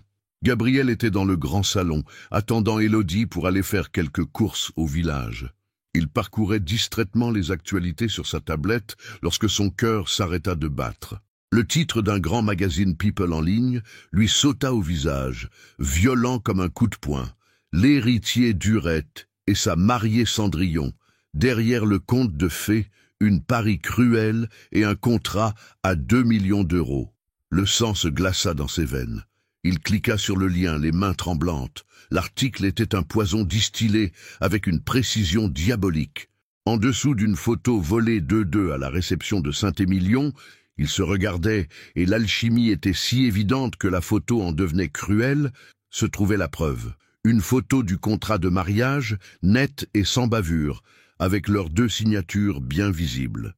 Et pire encore, une capture d'écran d'une conversation par message entre lui et Thibaut, datant de la nuit du gala. Ses propres mots, arrogants et détachés, s'étalaient en toutes lettres. L'expérience sociale commence. Parfait pour la blague, juste pour voir. Et la réponse de Thibaut, fais gaffe, elle pourrait y croire, la fille moche. L'article allait plus loin. Il insinuait lourdement que la donation à l'hôpital pour enfants n'était qu'un alibi. Une façon d'acheter le silence de la jeune femme et de donner un vernis de respectabilité à ce qui n'était qu'un jeu de riches débauchés. L'hôpital était nommé la cause des enfants souillés, utilisé comme une arme dans ce récit sordide. Une nausée violente submergea Gabriel. Il n'y avait qu'une seule personne qui aurait pu faire ça, Thibaut, par vengeance, par jalousie, par pure méchanceté. Il avait brisé non seulement leur secret, mais leur vie. Et c'était lui, Gabriel, qui lui en avait donné les munitions. Il entendit les pas légers d'Élodie dans le couloir. Elle arriva dans le salon, un sourire aux lèvres, les cheveux encore humides de sa douche. « Je suis prête. Le soleil est magnifique aujourd'hui, on pourrait... » Elle s'arrêta en voyant son visage. Son sourire s'effaça. « Gabriel, qu'est-ce qui se passe? Tu es livide. » Il ne pouvait pas parler. Il n'y avait pas de mots pour adoucir le coup. Il n'y avait rien à faire sinon à lui montrer l'abîme qu'il avait lui-même contribué à creuser. Lentement, il lui tendit la tablette. Elle la prit, intriguée, puis ses yeux commencèrent à lire. Il la vit blêmir à son tour. Il vit ses doigts se crisper sur l'appareil. Il vit la lumière dans ses yeux s'éteindre, remplacée par une incrédulité glaciale. Elle ne pleura pas, elle ne cria pas. Elle devint absolument immobile, son visage se transformant en un masque de pierre. Elle lut l'article jusqu'au bout, chaque mot, chaque phrase. Elle regarda la photo du contrat, puis la capture d'écran des messages. Le surnom « la fille moche » était là, exposé aux yeux du monde, validé par celui en qui elle avait commencé à avoir confiance. Quand elle releva la tête, son regard n'était plus celui de la femme qu'il aimait. C'était celui d'une étrangère. Un regard vide où la douleur était si profonde qu'elle avait dépassé les larmes pour devenir une absence totale d'émotion. « Élodie, je peux expliquer, » commença-t-il, sa voix rauque. Expliquer quoi? Sa propre voix était méconnaissable. Plate, sans timbre, morte. Que tout cela était vrai depuis le début, que vos excuses n'étaient que des mensonges, que chaque moment que nous avons partagé, chaque promenade dans les vignes, chaque recherche sur cette toile, que tout ça faisait partie de la blague? Non, non, ce n'est pas vrai, s'écria-t-il, faisant un pas vers elle. Au début, oui, c'était cette chose horrible, mais tout a changé. Tu sais que tout a changé. Elle recula comme s'il était venimeux. Changé? Rien n'a changé, Gabriel. C'est juste le décor qui a été amélioré. Le plus cruel dans tout ça, ce n'est pas la blague de vos amis. C'est que j'y ai cru. C'est que vous m'avez laissé y croire. Ses yeux se posèrent un instant sur le titre de l'article. L'hôpital, ils ont sali l'hôpital. Ils ont utilisé ses enfants. C'est cette pensée qui sembla la briser de l'intérieur. Ce n'était plus son cœur qui était en jeu, c'était son honneur, l'intégrité de la seule chose qui comptait vraiment pour elle. Elle posa doucement la tablette sur une table basse. Puis, sans un mot de plus, elle lui tourna le dos et se dirigea vers le grand escalier. « Élodie, où vas-tu? Parle-moi, je t'en supplie !» Elle s'arrêta à mi-chemin sans se retourner. « Je retourne d'où je viens, dans un monde où les gens n'ont peut-être pas de château, mais où leur parole a une valeur. Notre contrat stipule une résidence commune. J'imagine qu'il est rompu. » Il resta figé, impuissant, la regardant monter. 10 minutes plus tard, elle redescendit. Elle ne portait plus le simple jean qu'il aimait tant, mais la robe bleu marine qu'elle portait le soir de leur rencontre. Elle tenait à la main le même petit sac. Elle laissait tout derrière elle. Les vêtements qu'il lui avait achetés, les livres qu'ils avaient lus ensemble, les outils qu'elle avait utilisés pour le rosier. Elle effaçait toute trace de son passage, comme si elle n'avait été qu'un fantôme. Elle passa devant lui dans le hall, sans un regard. Elle ne marchait pas vite. Elle était digne, même dans la dévastation la plus totale. Sa main se posa sur la poignée de la lourde porte d'entrée. « Vous aviez raison le premier jour, monsieur Duret, » dit-elle, sa voix toujours aussi blanche. « Ce n'était qu'une expérience sociale. Elle est terminée. » La porte se referma derrière elle dans un claquement sourd qui résonna dans le silence du château comme un coup de feu. Gabriel resta seul au milieu du hall monumental. Il venait de perdre la seule chose authentique de sa vie. Et le pire, c'est qu'il savait que c'était entièrement de sa faute. La blague, après tout, n'était pas terminée. Le clou du spectacle venait de commencer, et il était tout seul sur scène. Les jours qui suivirent le départ d'Élodie furent une descente aux enfers silencieuse et ordonnée. À l'extérieur, le monde était en proie à une frénésie médiatique. Le nom Duret était sur toutes les lèvres, dans toutes les gazettes à scandale. On disséquait, on analysait, on condamnait. Gabriel était devenu la caricature du riche sans cœur, et Élodie, celle de la victime manipulée. Le scandale fit des vagues bien au-delà de la presse people, atteignant les cercles d'affaires. Des actionnaires s'inquiétaient de l'image de la marque Duret & Fils. Son père, depuis Genève, l'appela, sa voix glaciale, résonnant de déception et de colère. Il ne cherchait pas à comprendre. Il ne parlait que de l'imitation des dégâts, de communiqués de presse, de stratégie de crise. Mais Gabriel n'entendait rien de tout cela. Le bruit du monde n'était qu'un bourdonnement lointain et sans importance. Le véritable chaos était à l'intérieur du château, dans le silence assourdissant laissé par son absence. Chaque pièce était hantée. La cuisine, vide à l'aube. Le grand salon, où il revoyait la scène de la tablette encore et encore. Les chemins dans les vignes qui semblaient désormais hostiles et étrangers. Tout était imprégné d'elle, de son souvenir, et chaque objet, chaque paysage était un reproche muet.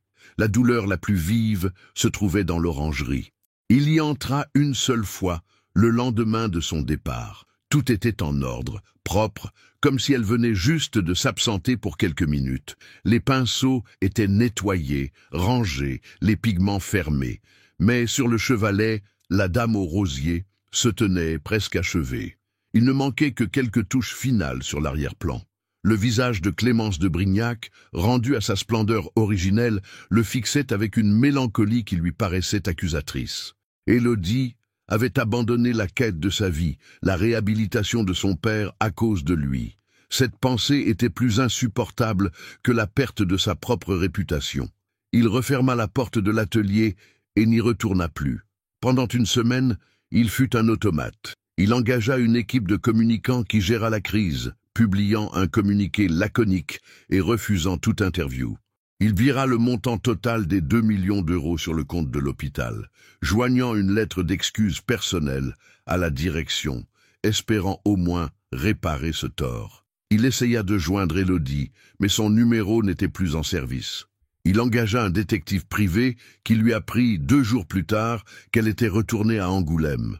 Elle avait loué un petit studio au-dessus d'une boulangerie et trouvé un travail dans un petit atelier communautaire de restauration, l'atelier Saint. Antoine, elle refusait de parler aux journalistes qui campaient parfois devant sa porte. Elle s'était recroquevillée sur elle-même, reconstruisant les murs qu'il avait mis tant de temps à fissurer.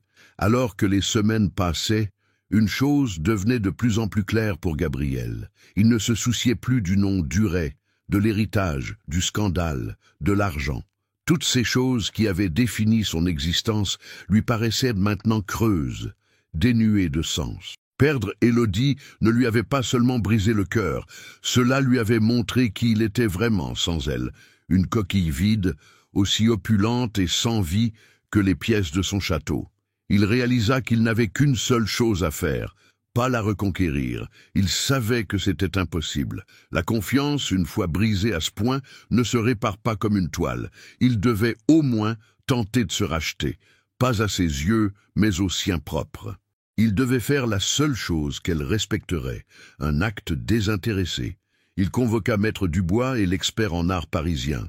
Sans même l'annoncer au public, il organisa une expertise officielle et une conférence de presse dans les locaux de l'école du Louvre. Il n'apparut pas lui-même. C'est le professeur, avec une gravité académique, qui annonça la redécouverte de La Dame au rosier, un chef-d'œuvre perdu de Gustave Courbet.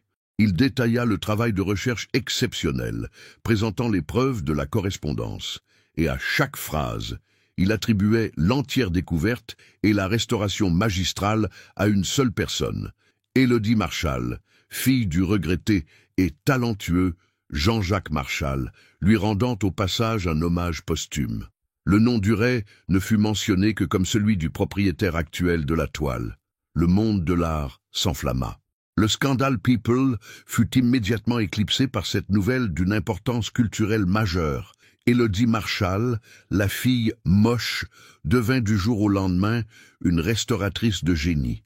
Des musées du monde entier la contactèrent. L'honneur de son père était lavé. Quelques jours plus tard, Gabriel se rendit à Angoulême. Il n'y alla pas en Bentley, mais avec sa propre voiture, qu'il gara à plusieurs rues de distance. Sans garde du corps, sans costume. Juste un homme dans un jean et une simple chemise. La ville se préparait pour son célèbre festival de la bande dessinée, et les rues étaient décorées de bulles géantes et de personnages de papier. Il trouva facilement l'atelier Saint-Antoine, une petite boutique à la façade modeste dans une ruelle pavée. À travers la vitrine, il la vit. Elle était penchée sur une petite peinture à l'huile représentant une scène paysanne, un pinceau fin à la main. Elle portait sa salopette de travail, ses cheveux attachés à la va-vite. Elle était si absorbée par sa tâche qu'elle ne voyait rien autour. Il n'y avait plus de tristesse sur son visage, juste cette concentration intense et passionnée qu'il connaissait si bien. Elle était de retour dans son élément, blessée mais pas détruite. Il n'entra pas. Il attendit dehors, de l'autre côté de la rue, simplement. Il ne savait pas ce qu'il attendait. Peut-être voulait-il juste la voir, une dernière fois, pour être sûr qu'elle allait bien. Une heure passa, puis une autre. Le soleil commença à descendre. Enfin, La porte de l'atelier s'ouvrit, et elle sortit. Elle fit quelques pas, puis elle le vit. Son corps se figea. Toute la douleur, toute la trahison, tout revint dans ses yeux en une fraction de seconde. Mais elle vit aussi autre chose. L'homme qui se tenait devant elle n'était plus le millionnaire du château d'Uray.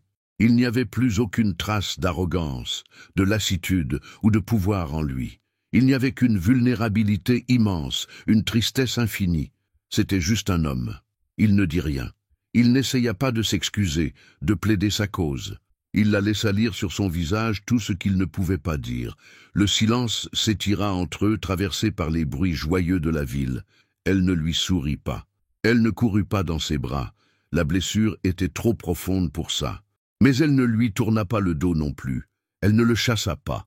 Après un moment qui parut durer une éternité, elle fit un simple signe de tête en direction de la rue principale. « Allons marcher », dit-elle doucement. Ils commencèrent à marcher côte à côte, à une distance respectable l'un de l'autre, sur la rue Hergé, sous les regards peints de Tintin et du capitaine Haddock. Ils ne se touchaient pas, ils ne parlaient pas, ils marchaient, simplement. C'était peut-être une fin, c'était peut-être un recommencement, c'était en tout cas la première fois qu'ils se rencontraient vraiment, sans contrat, sans mensonge, sans artifice. Juste deux âmes, au milieu d'une ville, qui se préparaient à raconter des histoires. Et la leur, peut-être, n'était pas encore tout à fait terminée.